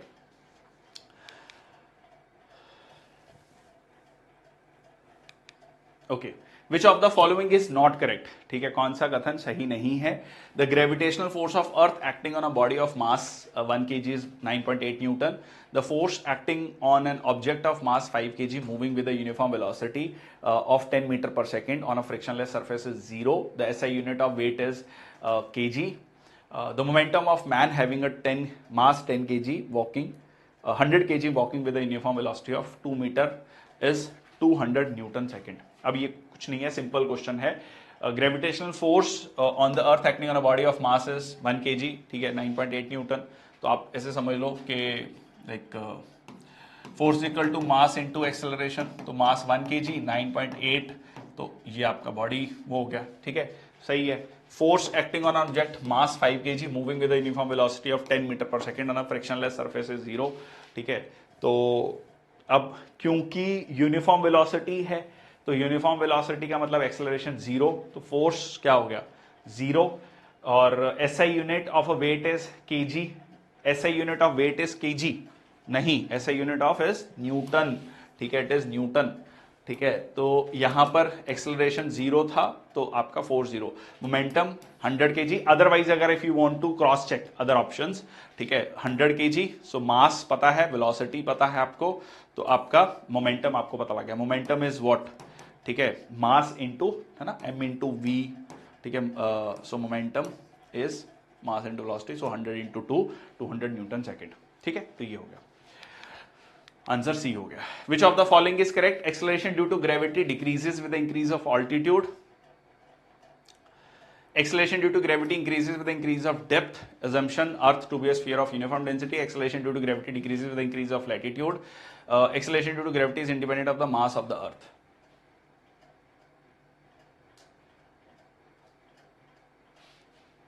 हाँ जी, एक्सेलरेशन ड्यू टू ग्रेविटी का क्या इंपैक्ट है? डिक्रीज करती है with the increase of altitude. ये आपका ग्रेविटी जो है इंक्रीज करती है with the increase of depth. ये तो नहीं है, हमने अभी पढ़ा एक्सेलरेशन ड्यू टू ग्रेविटी आपका डिक्रीज करती है हाइट पे भी और डेप्थ में भी आपका डिक्रीज करती है। तो आंसर सीधा बिल्कुल सेम क्वेश्चन है, बिल्कुल सेम क्वेश्चन। हमने देखा कि सरफेस से आप ऊपर की तरफ जाओ, नीचे की तरफ जाओ, एक्सेलरेशन ड्यू टू ग्रेविटी आपका डिक्रीज करती है, ठीक है, एक्सेलरेशन ऑफ ग्रेविटी जो है डिक्रीज करती है, ठीक है, okay. So that is it from my side. तो यहां पर आज का सेशन समाप्त होता है। तो लगभग 1 घंटे में हमने जो है थ्योरी पार्ट डिस्कस किया, अराउंड 45 मिनट्स में हमने क्वेश्चंस डिस्कस कर लिए हैं। क्वेश्चन बहुत ज़्यादा टफ नहीं है, बहुत इजी क्वेश्चन है। दोबारा से अगर रिकैप कर लेते हैं हमने आज क्या क्या पढ़ा। आज हमने सबसे पहले मोशन को देखा, मोशन क्या होता है, कौन कौन से मोशंस होते हैं, वो हमने एक सिंपल सा उसका डेफिनेशन समझा। उसमें हमने जो सबसे इंपॉर्टेंट पॉइंट जो समझा, उसमें हमने वेलोसिटी, ठीक है, वेलोसिटी, टाइम और डिस्टेंस और टाइम और एक्सेलरेशन का जो है ग्राफ को समझे हमने, ठीक है, वो बहुत इंपॉर्टेंट है, उस पर आपका क्वेश्चन पूछा गया है। फिर हमने 3 लॉज ऑफ मोशन समझा, ठीक है। पहला law of motion, body at rest will continue to be at rest, body at motion continues to at motion. दूसरा हमने समझा force is equal to mass into acceleration. तीसरा हमने for every action there is equal and opposite reaction, ठीक है, ये हमने समझा। इसमें हमने एग्जांपल्स देखी, इस पे क्वेश्चन डायरेक्ट पूछता है। फिर हमने ग्रेविटेशनल फोर्स को समझा, ग्रेविटेशनल फोर्स क्या होता है, ठीक है, सर्कुलर मोशन को समझा। फिर हमने ये समझा आर्किमिडीज प्रिंसिपल क्या है, बॉयंसी क्या है, बॉयंट फोर्स क्या है, इस पे हमने क्वेश्चंस को किया। और हमने टेंशन वाले क्वेश्चंस भी समझे, ठीक है, 2-3 टेक्निकल क्वेश्चंस भी देखे, वो भी हमने समझे। तो ये था आज का पूरा session with questions. I hope आपको समझ आया होगा। जो है मैंने जो है एक ईमानदारी वाली कोशिश करी है, ठीक है। मैं सोच रहा हूं कि अब अगले सेशन से मैं पूरा का पूरा बायोडाटा लेकर आऊंगा, ठीक है, जस्ट टू टेल कि जो है मेरा बायोडाटा क्या है, ठीक है, एक यूट्यूब के जो डिस्क्रिप्शन में है, सो वो भी डाल दूंगा, ठीक है, कि what I have like given the exams, multitude of exams, ठीक है। I just want to be fake और बोस्टिंग अबाउट माई सेल्फ। चलिए, anyways the idea here is कि it is just an idea, ठीक है। आपको ये समझना पड़ेगा कि आप किस ऑडियंस को कैटर कर रहे हैं, ठीक है। इट इज नॉट अबाउट कि मैं कितना टेक्निकल चीजों को पढ़ा रहा हूं, ये इंपॉर्टेंट है कि कौन सी ऑडियंस को आप कैटर कर रहे हैं, है ना। चलो, I am not just giving any clarification, but the idea here is कि आपको ये समझना है कि किस लेवल का एग्जाम में पूछा जाता है और किस लेवल का हमें पढ़ाना है, और किस लेवल के बच्चे हैं, स्टूडेंट्स हैं, जो उसको समझ सकें, बेसिक से समझ सकें। अगर फिजिक्स आईआईटी फिजिक्स का जो एक प्रोफेसर होंगे वो जरूरी नहीं है कि वो 5वीं क्लास के बच्चे को भी अच्छे से फिजिक्स पढ़ा सकें, ठीक है। I am making a big statement, so it is not necessary that an IIT professor, very senior professor, might be able to teach a 4th और 5th क्लास स्टूडेंट वेल, ठीक है। So that is also the idea. चलिए, बहुत बहुत धन्यवाद, thank you so much, take care, धन्यवाद। कल मिलते हैं, same time same place. I try to bring one session in the evening also, ठीक है। I am not committing some other engagements also, so we'll try bringing sessions on physics, chemistry, bio. We'll try to complete the whole syllabus by 10th of April, ठीक है। that is my idea कि 10th of April तक हम complete कर लें, 21st of April को आपका exam है, so you will have around say 10 days for your own revision sessions, ठीक है। Thank you, take care. और जो भी बच्चे रिकॉर्डेड देख रहे होंगे सेशंस को, if you have any sort of doubts और any suggestions how to improve the sessions, please do let us know, ठीक है। Please right in the comment section box, please let us know कि किस तरीके से हम और सेशंस को इंप्रूव कर सकते हैं, व्हाट यू फील, ठीक है। So I am trying to bring both lecture as well as the questions. Thank you, take care. Evening का सेशन 4 PM, ठीक है। I'll just let you know, ठीक है। I'll just let you know Vinay.